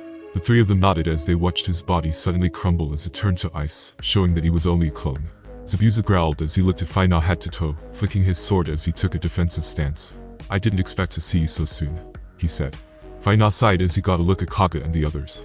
He could already tell that both the Anbu he had sent were dead, and Kaga was in bad shape. It's over, Zabuza. Surrender or I will be forced to restrain you. Zabuza snarled and let his chakra burst forth, allowing the mist to grow thicker and thicker. I would like to see you try, Zabuza said as he disappeared into the mist again, hiding his presence from Fino. Fino shook his head as he placed a hand on it. You really are an idiot. This jutsu won't work on me, he then said with a smile. Ice style. Frozen fog jutsu, he said as he formed a few hand signs and let his own chakra burst to life. Suddenly the mist started to grow cold and froze everything it touched. Zabuza didn't know he could do such a thing, and quickly disappeared into the mist, jumping out of it to get away from the frozen death trap Fino had created. Water style, water dragon jutsu, Zabuza shouted as he drew water from a large pool that was sat on top of one of the cliff sides. Fino watched as the water dragon roared to life and took aim at him, flying over towards him with tremendous weight and power. He said as he extended just one hand. The water dragon crashed into Fino, however, to Zabuza's surprise. The water dragon simply split in half around him, freezing at a rapid rate before it crashed onto the ground harmlessly. You will have to do better than that, demon of the mist, he then said mockingly. Zabuza already knew that he was no match for Fino. From his vantage point, he could also see that Kimizu and Mizu had been defeated, knowing his only chance was to escape now. It's over, Zabuza. Return to the village and I will forget all of this, Fino said, offering him a chance. Zabuza cocked an eyebrow, not looking impressed. And live under your rule. I don't think so, he said as he turned his back. Don't follow me. If you do, you'll have to kill me, he said, taking one last look at him over his shoulder before he disappeared. Fino sighed as he placed his hands on his hips, deciding not to give chase. After all, Kaga needed medical attention first. Another time then, Zabuza, he said under his breath as he turned around to help deal with the aftermath. Fino was quick to work and got Kaga back to the village hospital, so he could be healed at once. He also turned Kimizu and Mizu into the trackers to have them put in person, where they would be felt with. Fino finally escorted Kimo and the others back to the mansion to report their mission complete to Lord Van, who was most pleased to meet the Mizukage himself, and even more pleased to learn that all of the bandits were gone, meaning he could conduct trade freely again. All was well, and the four of them returned to the village where Fino finished the paperwork and bid goodbye to Koyuki, who returned home by herself. Now only Fino, Haku and Kimo were left alone as Fino finished the last thing he needed to do that day. Of course, Am had told him off for leaving the village alone, but Fino laughed it off, saying he thought being Mizukage he could do whatever he wanted. Soon Am took his leave, and Fino decided it was time for the three of them to head home too. Ah, that's right. There is something I need to tell you, boys, before we head home. Just a little change is all, he said as he rubbed the back of his head. Kimo and Haku looked at him strangely as they waited for him to explain. We will be having someone else stay with us for quite a while, in fact maybe forever, he said. Haku and Kimo looked at each other, and then back to their sensei. What is a sensei, is it bad? Haku asked. No haha, no it's not bad Haku, it's just... Well, let's just say there's going to be another woman living in the house with us from now on, he said as he rubbed the back of his head still, not sure how to explain it to them. The boys looked at him confused and Fino just laughed. Don't worry, you will understand when you're a little older, he said. Both of them nodded and he created an ice mirror for them to walk through, taking them right back to their house. We're home, he shouted after a moment. Oh, welcome home. a voice said coming from the kitchen. Surin walked out from the kitchen to greet them and smiled at Fino and the boys. "Oh, boys. How was your first mission?" she said excitedly. "Welcome home," another voice said as footsteps could be heard coming from down the stairs. Both of the boys looked surprised to see Mei standing there with a large smile on her face as she greeted him. "Hello again, boys, do you remember me?" she asked with a smile on her face. Kimimaro and Haku were shocked to see her, but nodded as they smiled at her. "Well, how about we get dinner started?" Both Surin and Mei sat together before they grabbed one of Fino's arms each. Fino simply smiled innocently as he looked at the boys. Now ladies, we don't want to give them the wrong impression," he said. Haku smiled and Kimimaro did also as both of them nodded their heads, already knowing what was going on. "Yes please," they said excitedly, trying to save him. "Alright then, let's eat," Fino said as he slipped out of their grasp. Wait, Fino," both Mei and Surin shouted as they chased after him. "Good boys, to the table," he said, playing with them before all of them entered the kitchen laughing happily together as a family. Akatsuki theme song playing in the background. "You're saying he knew your plan all along?" Zetsu said, looking at Obito. "I'm not sure but he knows who I am," Obito replied as he sat atop the tallest tower in the hidden ring. "What are we going to do about him?" Zetsu asked. "For now, nothing. Our goal to collect the tailed beasts isn't ready yet. Besides, I'm not sure if I could beat him at the moment," Obito said as he placed a hand onto his mask. Zetsu gave him a strange look, realizing how strong he must be if Obito was saying that. "We will follow along according to plan. Once we are ready, he will be captured like the others," Obito said before he turned to look at Zetsu. "Besides, there are others who are within our control," he said as his Sharingan glowed sinisterly amidst the lightning that crackled from the sky. "Why?" the baby cried out as it wriggled its small arms and legs. "Why?" another cried out, copying the other, crying just as loud. "All look fine now, they want their father," Surin and Mei said as they each handed him their baby. Fino smiled awkwardly as he took both babies, one in each arm and held them, rocking them ever so gently. 2 years had passed since Fino's encounter with Zabuza. Both Surin and Mei had given birth to a healthy baby, Mei having a boy and Surin having a girl. Mei's son was a broad baby with black hair that had small hits of red in it. His eyes were ice blue like Fino's, and he always smiled once he picked him up. Surin's daughter was a beautiful girl, having blonde hair just like her mother, but blue eyes like her father.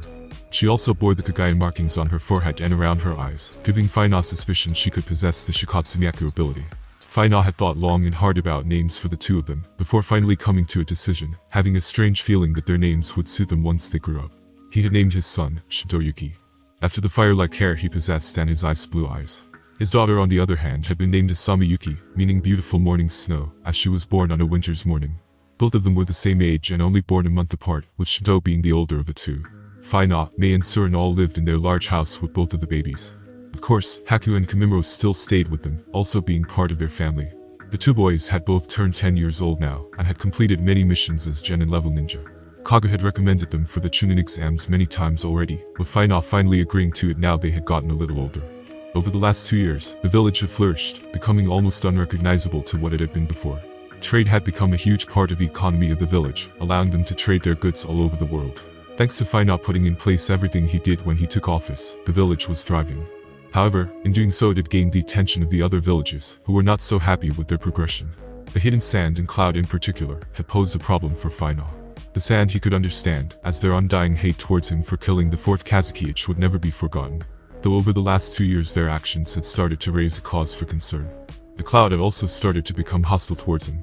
Ever since they had failed in the capture of Princess Hinata of the Hyuga clan, they had become increasingly difficult to deal with, refusing trade and even attacking trade lines and alleys to the mist. And although Fino had done his best to prevent an all-out conflict between the two, he couldn't help but feel like that was what the Raikage wanted. Fino had, however, strengthened his bond with the Hidden Leaf, and the 3rd Hokage had even sent an offer to host a joint Chunin exam, inviting Fino to attend the finals, as an act of good faith between their villages. M had been against it, saying it was most likely a trap. After all, he was wanted by the Leaf for his eye that had been taken during the 3rd Great War. Fino thought it would not be a good idea to take him anywhere near the village, due to Danzo, but he couldn't help not wanting to pass up the opportunity to attend. After all, he did want to meet the 3rd Hokage. It was also a perfect time to have Haku and Kimimaro enter the exams. That way they would get to test their abilities against strong ninja from all over the world. After all, the Leaf would also send invitations to other villages, and the smaller villages would willingly send their young shinobi to help test them. Fino had done his best to try and keep tabs on Obito and the Akatsuki. However, not much information could be found on them, other than being used as high-level mercenaries. He knew they operated from the Hidden Rain, yet the only information that came said that Handsome the Salamander was still in charge. The Chunin exam date was 6 months away now and Haku, Koyuki and Kimimaro were getting excited. Of course, they would not be the only squad he would send to the Leaf, but he was excited to see how far they would go in the exam, being sure they would do him proud. Fino had, however, started to notice that Kimimaro had been starting to lag behind in his training a little, and had developed a small cough. Kimimaro did his best to try not to let it bother him, but Fino knew better. He remembered that Kimimaro had become terminally ill in the manga, and had even died from the unknown illness. With that knowledge, Fino had decided to have the chief medical ninja look at the boy to see if anything could be done. However, the doctor was shocked and admitted he had not seen anything like this before, saying it could be something to do with his abilities and unique physiology that was different to normal people. Of course, Fino had questioned it, and even had the doctor examine him too, hoping that because they shared the same ability he would discover a cure. But the doctor had no luck, saying he didn't think there would be anyone in the world who would be able to do anything about it. Fino asked him how long he had, and the doctor gave him a grim look. With the raider's illness spreading throughout his body, I would say he has 2 years at most before he will lose the ability to move. After that, death will follow. Fino slowed zoned back into reality as he stared at his reflection in his office window, remembering the words of the doctor. That had been 4 months ago, and only 2 months now remained until the Chunin exam. Kimimaro had become increasingly worse and had even started coughing up blood if he pushed his body too hard, causing Fino to stop his training altogether. Everyone was worried about him, yet the boy always had a smile on his face, accepting his fate and always saying that he was simply happy that he could be with Fino and his family. A few more days had passed, and Fino had found the time to be sat at home, relaxing with Mei and Surin, as they watched Kimimaro play with the babies. He was such a gentle child and had so much potential. The very thought that he would die from this illness made Fino's blood boil. Suddenly a knock came at the door, and Mei got up to go and answered. Who could that be at this time? She said as she answered the door. Kenjutsu Hazuki bowed his head to Mei before he greeted her. I'm sorry to bother you, Lady Mei, but I need to speak to Lord Mizukage. Kenjutsu was Menjutsu's cousin and next in line to the Hazuki clan head, having served as one of Fino's personal lanbu for 2 years now, showing great skill. What's the matter, Kenjutsu? Fino asked, sensing his urgency. Forgive my intrusion, my lord, but we have located the 3 tails. He said, bowing as he saw Fino. You found it? He said, surprised. Ever since he had killed the 4th Mizukage, the 3-tailed beasts had not been seen. So it is finally resurrected, Fino said to himself as he crossed his arms. Where was it last seen? He then asked. It was spotted off the border to the land of lighting, my lord. He said, replying. Dispatch a squad to contain it at once, I will go myself. He announced. No. I don't think so. Mei suddenly said as she poked him in the chest. That's right, Fino. It's daddy-daughter day at work tomorrow, and you promised to take Asami with you. Surin also said. Kenjutsu seemed a little surprised, but doesn't dare say anything in case they turned on him too. I will lead this mission, dear. You spend time with your daughter. Mei suddenly said as she stroked his chin. Fino didn't like the idea, but knew he had no choice. After all, what the wives said usually went. Alright, Mei, I'm counting on you to retrieve the 3 tails. He said. Mei smiled. Don't you worry about me. She said as she gave him a playful wink. Fino couldn't help but smile before Surin also came over and linked her arm through Fino's. Are you sure, Mei? She asked, sounding worried. Yes, besides it will be good to get back into the field. She then said, smiling. Alright. But I want you to take Kenjutsu here in Ganrik. Fino said. Understood, Mei said. Say goodbye to Mummy, Surin said as she picked Shito up off the floor, handing him to Mei. You be a good boy for your daddy and Surin. She said as she squeezed his cheeks before blowing kisses on his tummy and handing him back to Fino. Be safe, Mei, Fino said as he looked into her eyes. I will be. She said before she leaned in and kissed him on the lips. Surin also nodded and wished Mei good luck. After all, the 3 of them had developed into a 3-way relationship and all been married. Each of them caring about one another, something Fino had never thought possible. Let's go. Mei then said as she got serious. Kenjutsu nodded and followed her as they took their leave. I hope everything goes alright, Surin said as she watched him go. Me too, I have a bad feeling about this. Fino said as he held Shito in his arms. Kimimaro was sat on the floor still playing with Asami, but he could tell that Fino was worried and he looked at Haku. Haku could also feel the tension from where he was sat, and both of them looked at each other, giving a nod. Don't even think about it, you two. Fino suddenly said as he turned to them. Both of the boys froze on the spot before slowly turning around to look at him. This isn't something you can handle. Crew are to stay here in the village until I say so, you got that? He said, giving them a stern look. Kimimaro and Haku nodded sheepishly. Yes, sir. Good. He said before he put Shito on the floor, who crawled over to Kimimaro and punched him in the face with his chubby hands. That's my boy. He said before all of them laughed together. However, the laugh was soon brought to a halt as Kimimaro started to cough. He used his hand to cover his mouth, and then looked to see it had more blood on it. Surin had a worried look and rushed over to him to hug him tightly.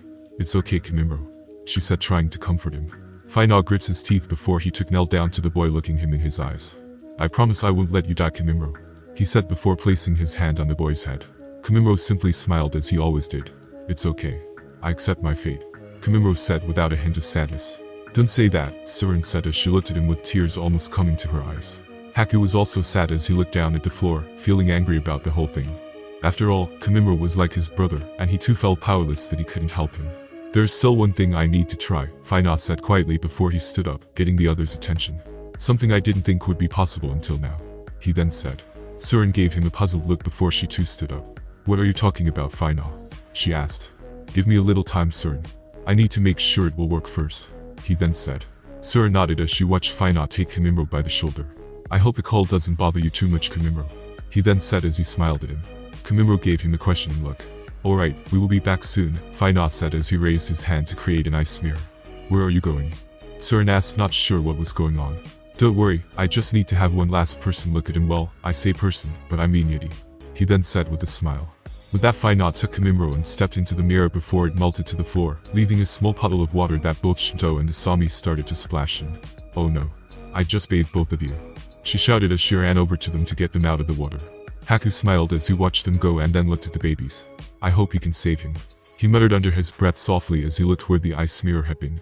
Kimimaro stepped out of the ice mirror with Fino, finding himself surrounded by snow and mountains. Where are we? He asked, not having a clue where they were. Fino smiled as he placed his hand on his shoulder. I want you to meet someone, he said, looking forwards towards a large temple that had two large horned yuti standing guard at its gate. Is that little Fino? Fubuki said as he grew excited spotting him in the distance. Well, long time no see, Kurai also shouted with a smile. Fino smiled as he greeted the large yuti. It's good to see you both again, allow me to introduce Kimimaro here, he then said. Kimimaro bowed to the large yeti as they looked down at him. The boy had never seen anything like it, and couldn't help feeling amazed at their size and strength. So he your apprentice or something? I didn't take you for the type to teach, Kurai said. Fino laughed. A lot has happened since we last met. The yeti also nodded.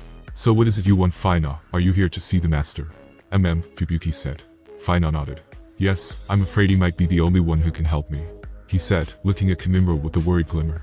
Kurai could smell a sickness coming from the boy, and understood the expression on his face. Alright, I'm sure he will be happy to see you, the large yeti then said as he turned to the gate, giving his brother a nod. You ready, brother? Kurai shouted. Always, Fubuki said as he cracked his knuckles. It's alright, you two, I've got it this time, Fino said smiling, getting both of the yeti to stand back from the large doors. Fino took a breath as he remained perfectly still, becoming one with nature and absorbing all of the natural energy around him. After only a moment, Fino placed his hand on the door, opening his eyes before he pushed the door open with ease.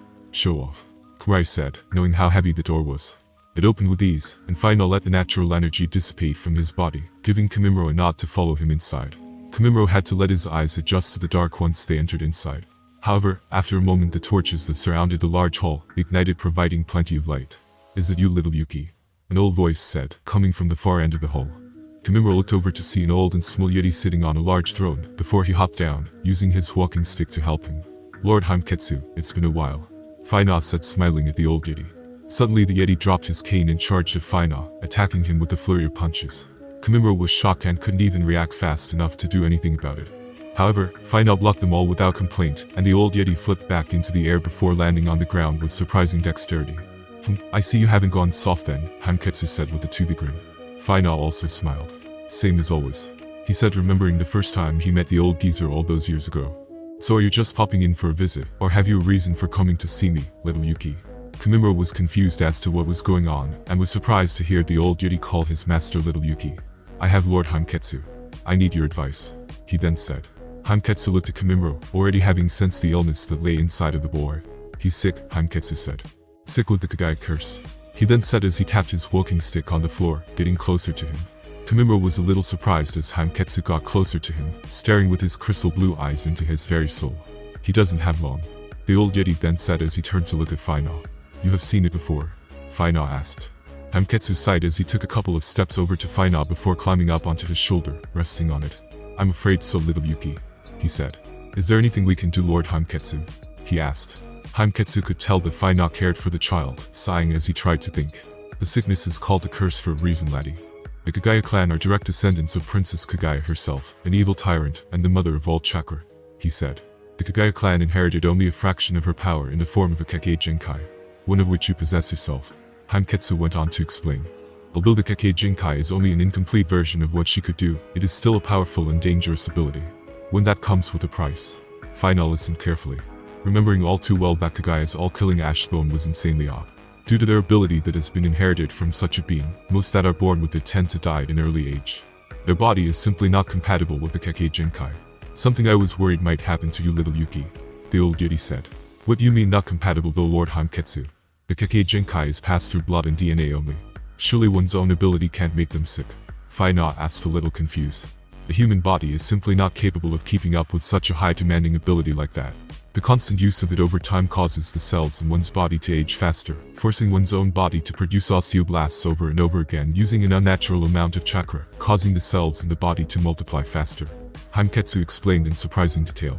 Fino understood what he meant, knowing that the more Kimimura used his ability, the faster his body would die of old age from the inside out. But why haven't I been affected by this illness? Fino asked. Hametsu shook his head. I asked myself that same question years ago. But I have come to believe that either you are a special case, or the chakra you have from the six tails is enough to ward off the illness, keeping your body from dying, he said. Fino thought about it, not remembering ever feeling ill from using his ability. He was also older than Kimimura was now before Seiken was sealed inside of him, and had never experienced anything like that. He also remembered Tachi, who had been another user of the KekkaiGenkai.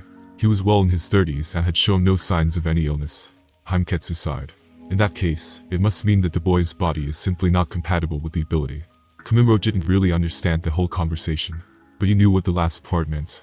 Fino turned to look at Kimimura, seeing that he still had a smile on his face despite everything. It's not over yet, I still have one last thing to try. Fino thought. Seiken, did you hear that?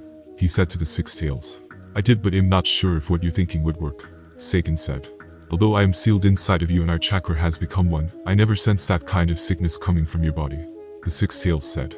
So you don't think that if I seal the three tails inside of him, its chakra would help to stop the sickness and help heal him?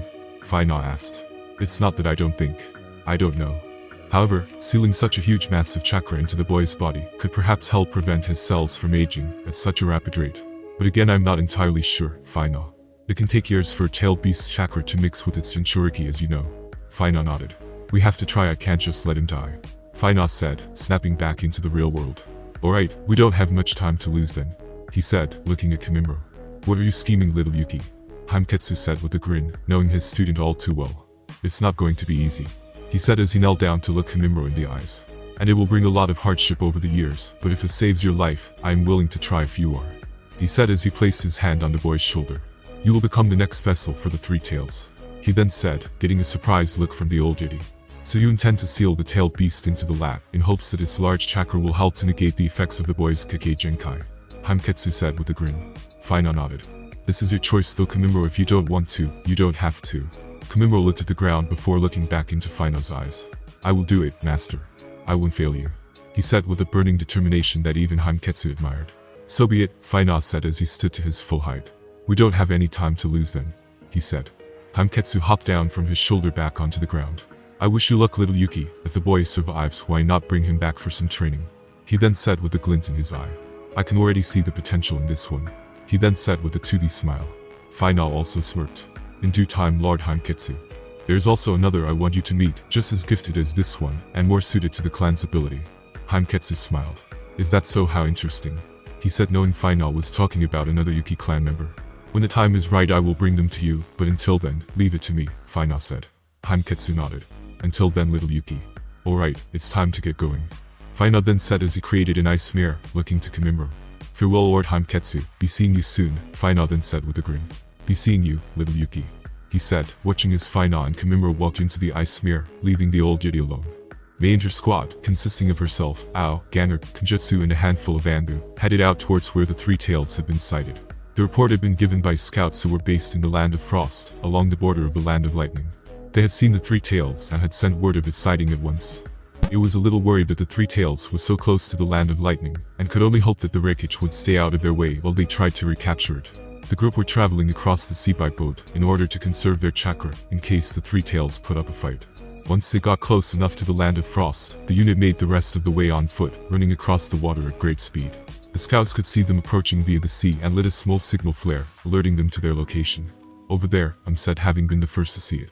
Let's move, Mei said, getting them to pick up the pace. May and her unit arrived at the Anbu scouts camp, seeing that there were only 3 of them. Report, May asked, not even bothering to greet them. Of course. The Three Tails has been sighted off the coast, heading further and further towards the Land of Lightning. We have been doing our best to follow it. However, once submerged it is hard to keep track of, the Anbu member said. May nodded and turned to M. On it, he said as he activated his Byakugan. Scouted the area, looking around for miles and going as far underwater as he could to try and locate the beast. I've got it. It's about 20 miles northeast, currently submerged at least 100 meters underwater, he said. We will need some way to draw it out, May said, trying to think. Kenjutsu stepped forwards. I can swim down that far without an issue and perhaps draw it out, he said. The others looked at him and nodded, remembering that he was a Mizuki clan member and could merge himself with the water. Very well, but be careful and do not engage, May said. This could get a little tricky, Ganrick said. How are we supposed to stop the thing from just diving back underwater? He asked. We can't, May said. All we can do is try to subdue the beast and seal it once we have a chance, she said. The others understood, nodding. Right, let's move out, she then said with a wave of her arm. Everyone quickly headed off towards the location, following him as he led the way. They did their best to remain on the coastline, now entering the Land of Lightning. They could only hope that the Raikage didn't get word of their presence. However, inside the Raikage's mansion, Lord Raikage, the Cloud Shinobi shouted as he burst into his office and knelt down before him. The 4th Raikage, A, was sitting on his couch with his legs spread as he tried to relax, with both of his bodyguards on either side of him. He had dark skin with a large muscular build, white hair that was combed back and a small mustache and goatee on his face. What is it? He said, looking at the Shinobi with a hard glare. My lord, the 3-tailed beast has been sighted off of our coast, he said. The Raikage raised an eyebrow at the information. The 3 tails. Doesn't that belong to the mist? One of the Raikage's bodyguards, C said. And why is it swimming along our coastline? The other bodyguard, Derry, asked. A unit of mist shinobi have been reported to have entered our land in pursuit of it, my lord. The shinobi then added. What? The Raikage shouted as he stood to his feet. So the new Mizukage thinks he can send people to my land without asking. He's been Mizukage for 5 minutes and he's alright pulling a stunt like this, he shouted in a rage. My lord, what should we do about this? His young and pretty advisor asked as she stepped forwards. We're going to show them what happens when you trespass on the Land of Lightning. Summon B at once. May and the others had been running for a while now, having finally caught up to the 3 tails, it had seemed to stop moving for the time being. Alright, we're close, said, still using his Byakugan. The others nodded as they continued to follow him. So far they had managed to stick to the coastline, and now found themselves running along a large beach surrounded by cliff sides, as it overlooked the sea. Stopped and pointed over to the water. It's 200 meters in that direction and is still 100 meters below the water, he said. Alright Kenjutsu, you're up, May said. Kenjutsu nodded and started to walk forwards when suddenly turned around. Look out, he shouted, getting everyone's attention. May was quick to react and summoned a water wall to protect them all from a rain of shuriken and kunai. The metal projectiles bounced off the water wall, and May released the jutsu, once there was no longer a threat, looking up to where the attack had come from. Oh no, she said as she saw who was responsible. The Raikage stood atop the cliff, overlooking the beach as he stared daggers at May and the others. He was surrounded by a group of his own shinobi, along with Killer B, C who was one of his high-ranking bodyguards, and a younger shinobi, Derry. May and the others recognized Killer B and C as elite shinobi right away, and once she got a glimpse of the black tattoo on Derry's shoulder, she knew he was no pushover, knowing that things were not looking good for them at all. That was your only warning, Miss Ninja. Leave the Land of Lightning now or die, the Raikage shouted. Could see that they were surrounded with his Byakugan. This isn't looking good, he said. May and the others could also feel the weight of the situation, and didn't know what they could do. Lord Raikage, May said as she slowly stepped forwards. We are only here to reclaim what is ours, we have no quarrel with you, she said, trying to talk to him.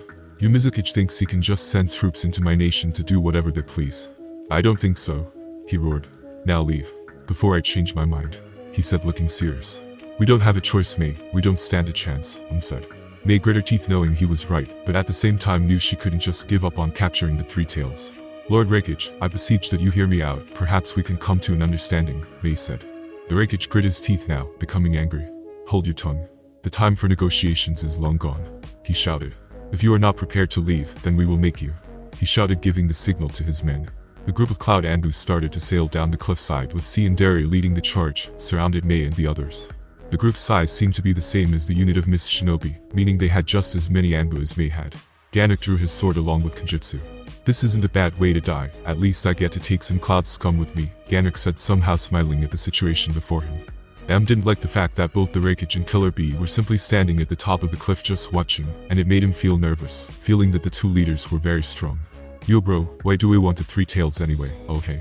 he asked as he rapped. Across his arms as he looked down at Mei and the others. If we add another tailed beast to our ranks, our military might will far outweigh that of the other villages. It's a perfect opportunity, he said, realizing someone was missing from his party. Where is Ujito? He then asked. BP nodded, suddenly taking out a notepad and pencil, as he started to write something down, making it look as if he was ignoring him. B. I told you to bring Ujito as well. The Raikage shouted at him. B suddenly flinched as his brother shouted at him. Calm down, you fool, Ujito hasn't finished her training, you see. She ain't ready, he said, rapping. Aside and slapped his head at B's words before he turned back to the others. Attack, the Raikage suddenly said as he waved his hand, giving his men permission to engage. Mei and the others quickly took a defensive stance, getting ready to defend themselves at all costs, while the Cloud drew their weapons, getting ready to attack. You know, it would be far easier to just surrender and leave, Derry said as he slowly drew his sword. That's not going to happen, you will pay for disrespecting Lord Raikage. C then said, appearing to be the more serious one of the two. Am had already assessed their battle strength, and deemed that Derry was the stronger of the two, also noting his black lightning tattoo. Knowing that only the third Raikage could use that technique. Watch out, this one is strong, he said, letting the others know. Am had already determined who would be better suited for a matchup, telling Kenjutsu to stay clear of him due to his weakness to lightning release. Ganak and Kenjutsu, you take the blonde one. Mate, you should take the black lightning kid while I provide support between the two. Said, having already come up with a strategy. The others agreed and took their battle positions, getting ready to do battle. Attack. C suddenly shouted as he and his men launched in on the offensive. Mei and the others quickly went to work, using his strategy to try and gain an advantage, as each of them attacked who they had planted, while the group of Anbu dealt with the other group of Anbu, clashing with their swords and unleashing jutsu. Kenjutsu and Ganak charged at C, who was lucky to be backed up by some Anbu as they clashed against them. C drew a small blade from his back and blocked Ganak's attack, the two of them exchanging a few blows before Ganak pushed him back, clearly being more skilled than him. C retreated by jumping and flipping in the air while Ganak gave chase, slashing and attacking him when he could. Jutsu took on two Anbu-level shinobi, using his large sword to block one of their attacks, while the other slashed their kunai into his body, thinking he had landed a killing blow. I don't think so, Jutsu shouted as the attack passed right through his body as it turned to liquid, surprising the Anbu members. Jutsu smashed a kick into the guy's stomach with enough force to send him flying, while turning around to the other one and grabbing him by the throat. What the hell? He said, not knowing what had just happened. Jutsu let water from his hand flow around the Anbu's head, trapping him in a water bubble so he couldn't breathe. You can stay in that for a while, he said with a smile on his face as he dropped him to the floor, letting him wriggle. Why you? Release him. Another Anbu shouted as he jumped back to attack Kenjutsu. If the jutsu won't work, then try this, lightning style, he shouted as he threw a handful of lightning style enhanced shuriken at Kenjutsu. Kenjutsu was quick to dodge them and fired a high-pressure water bullet from the tip of his finger, taking the man by surprise. Am was currently busy with battling against other cloud shinobi alongside his own tracker ninja. Using his Byakugan, he could see almost a full 360 degrees and was able to counter all incoming attacks, as well as coordinate his tracker ninja to attack and defend too. Turned around quickly and blocked a flurry of slashes from a cloud ninja before he countered with his own slash, cutting the man across his waist and dropping him to the floor. Again, more and more Anbu cloud ninja headed his way, each attacking him, trying to take him down. Am was too skilled of a shinobi to be taken out by the lower level cloud ninja and was able to cut them down one after the other, with the help of his own men, all of them fighting in a well-tuned system together. So are we really gonna do this? Derry asked, looking as if he couldn't be bothered. Mei smiled, placing her finger over her lip. Little boy, you have no idea what you're getting into, she said. Derry couldn't help think she was probably right as he looked her over. Well, orders are orders, he said, taking his sword before he ran at her. Such a shame to melt a handsome youth, but I already have my man, she said as she made a few hand signs. Lava style, melting apparition jutsu, she said before she spat out a wave of lava from her mouth. Derry was shocked as the lava came flying at him. Water style water wall, he said as he fired a blast of water from his mouth, protecting himself from the lava. Mei smiled though as the lava style cooled rapidly, turning into solid rock before it fell towards him. Earth style, spike pillar jutsu, she said as she formed more signs and hid her hands on the ground. Derry could see the earth around him suddenly change and form a large spike that launched right at him. Quickly he jumped into the air to avoid being impaled by the earth style, but now he had larger things to worry about, as another wave of lava style hovered over him, threatening to engulf him. Shit, he said before the lava covered him and crashed to the ground. Mei wasn't stupid though as she quickly ducked, falling forwards into a handspring as she dodged his slash. She could tell it was a clone, he thought as he watched her flip across the sand before throwing a handful of shuriken at him as a distraction. Derry used his large sword to block the projectiles before he tossed it at her, using it as a distraction too, while he made some quick hand signs. Gale style, laser circus, he said as a halo of light suddenly appeared around his hands, firing a large number of what looked like laser beams at Mei. Mei was confused and had never seen such a technique before, quickly throwing up an earth-style wall to protect herself. That wouldn't work, Derry said as he suddenly altered the path of the beams, having them change course and move around the wall to attack Mei from all angles. The beams hit Mei, but her body turned into a water clone before she reappeared behind Derry. Water style, water dragon jutsu, she shouted as she gathered a huge amount of water from the ocean behind her. The water dragon roared to life and charged at Derry as it opened its large jaws. Now lightning style, lightning dragon, she then said as she added a huge amount of lightning style chakra to her water dragon, enhancing it with deadly power. Derry was impressed and knew if that jutsu hit him, it was all over. Looks like I've got no choice. Lightning style Black Panther, he shouted as he made the hand signs. Suddenly a huge lightning storm erupted around him, taking the form of a huge Black Panther, before it crashed into her water dragon. Two jutsu clashed in the air in a dramatic battle of titans. However, Mei's combined water and lightning style was no match for the much stronger Black Lightning, and burst before his Black Lightning hit Mei directly. Ah! Mei screamed as the Black Lightning zapped her before she fell to the ground. Derry knew it was a direct hit and not a clone, walking over to pick his sword up before heading over to Mei. Do you surrender now? He asked, placing his sword onto his shoulder. Mei was breathing heavily but pulled herself back onto her feet regardless of her injuries. It's not over yet, she said, causing Derry to sigh. Mei could see they were far enough away from the others now, meaning she could finally unleash her ultimate weapon. You strong, I'll give you that, Mei said smiling. But I have one final trick up my sleeve, she said making the hand signs. Derry didn't know what she was planning, but he didn't like it and charged in to stop her. Vapor style solid fog jutsu, Mei said as she unleashed her acid mist from her mouth. Derry was able to stop in time, using his sword to shield his body from the initial assault of the fog she had unleashed. To his shock, his sword had half melted, and he could feel his skin start to burn too. What the hell is this? He asked, seeing that everything caught in the fog was starting to melt. Some kind of acid, he said, knowing he didn't have long and had to escape if he wanted to survive. There's no escape from this jutsu, Mei said with a smile on her face. Derry could even feel it affect his lungs as he had breathed a little of it in, knowing that she was right. Oh crap, is this really the end? He thought as he dropped to his knee, feeling his skin start to melt. It's over, Mei said, watching as he was about to become toast. Suddenly a huge octopus tentacle wrapped around his waist and pulled him clear from the mist, leaving only Mei standing in it. Killer Bee had just saved Derry's life, pulling him to safety before letting go of him. Damn, that board be hot, but that smoke be hotter. You fool, he said as he could see even his 8-tailed tentacle had been burnt. Mei watched and noted that her jutsu was indeed impressive, realizing who she was now. Derry. Stay here, I will deal with her myself, the Raikage said before he jumped from the cliff. Mei watched as the Raikage landed in the sand with a large bang, superhero style. Standing to his feet slowly before he looked her in the eyes. That's some impressive jutsu you have. But will it be able to melt me fast enough before I kill you? He said, activating his lightning style cloak, causing Mei to question that herself. Meanwhile, C was struggling in his battle with Ganrik, and now that Kenjutsu had joined in the battle, he didn't stand a chance. Ganrik slashed down with his sword, while Kenjutsu slashed from the side, both of them attacking in combination. C couldn't defend against the attack and instead jumped into the air in an attempt to escape. I can't fight both of them at once, he said, quickly forming hand signs as the two of them charged it in midair. Lightning style, lightning illusion flash of the lightning pillar, he shouted as his body suddenly became as bright as the sun, blinding Ganrik and Kenjutsu. Ah, my eyes, Kenjutsu shouted as he dropped back to the ground. Ganrik felt the same way as the intense light was too much for them. As their vision returned, each of them could see C standing there as he prepared another jutsu. I don't think so, they both shouted as they charged in and went for the kill. C stood from the sidelines as he watched his Genjutsu's handiwork in action. Ganrik and Kenjutsu had in fact attacked each other, both thinking the other was C. Luckily, Ganrik had been faster than Kenjutsu and landed the first strike, casing Kenjutsu's attack to miss by an inch. Kenjutsu snapped out of it to see that Ganrik's sword was stuck inside of him. Thankfully his liquid body made sure his sword did not affect him. What the hell? He said in surprise. Ganrik was also shocked to see that he had attacked Kenjutsu, realizing it had been a Genjutsu. You sneaky bastard, Ganrik said as he pulled his sword out of Kenjutsu, turning to look at CC, was shocked that his plan hadn't worked, not knowing that Kenjutsu was immune to physical attacks.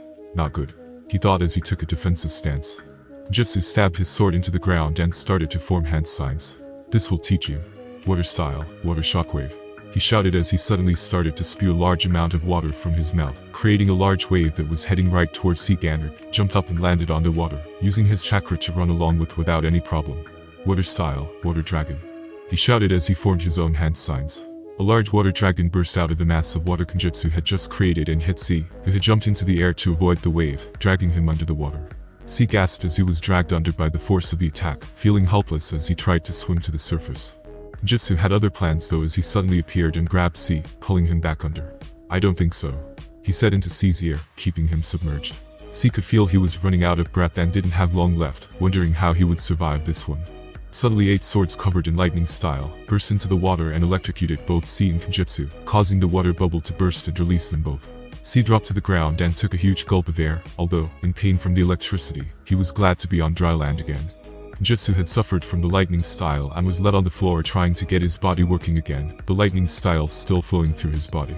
Get a hold of yourself, Ganek said as he held him up, seeing who had come to save his friend. Killer B walked over toward C, writing something in his notebook before he looked down at him and put it away. Yo, C. I see you needed some help, you fool, he said in his rap style of talking. C looked at him and slowly gave him a thumbs up. Thank you, Lord B, he said, shaking a little. You fool, Killer B said as he slapped his head. Leave these losers to me.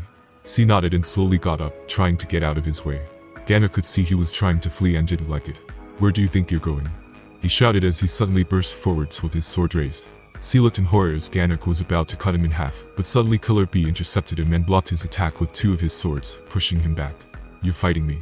To Killer B, you fool, B said as he suddenly kicked up all 8 of his blades, catching them between his limbs. Ganek was beyond shocked to see he was going to use 8 blades at once, and took a defensive stance. I'm going to need your help with this one, Kenjutsu, he said. Kenjutsu nodded as he had finally recovered and took a position next to him. Yeah, this isn't looking good. And that concludes this episode. If you enjoyed it, I'd seriously love it if you guys could leave a like on the video as it genuinely helps out so much, and it keeps me going, plus it takes only 1 second. That said, have a wonderful day. Hunt ahead. Salute.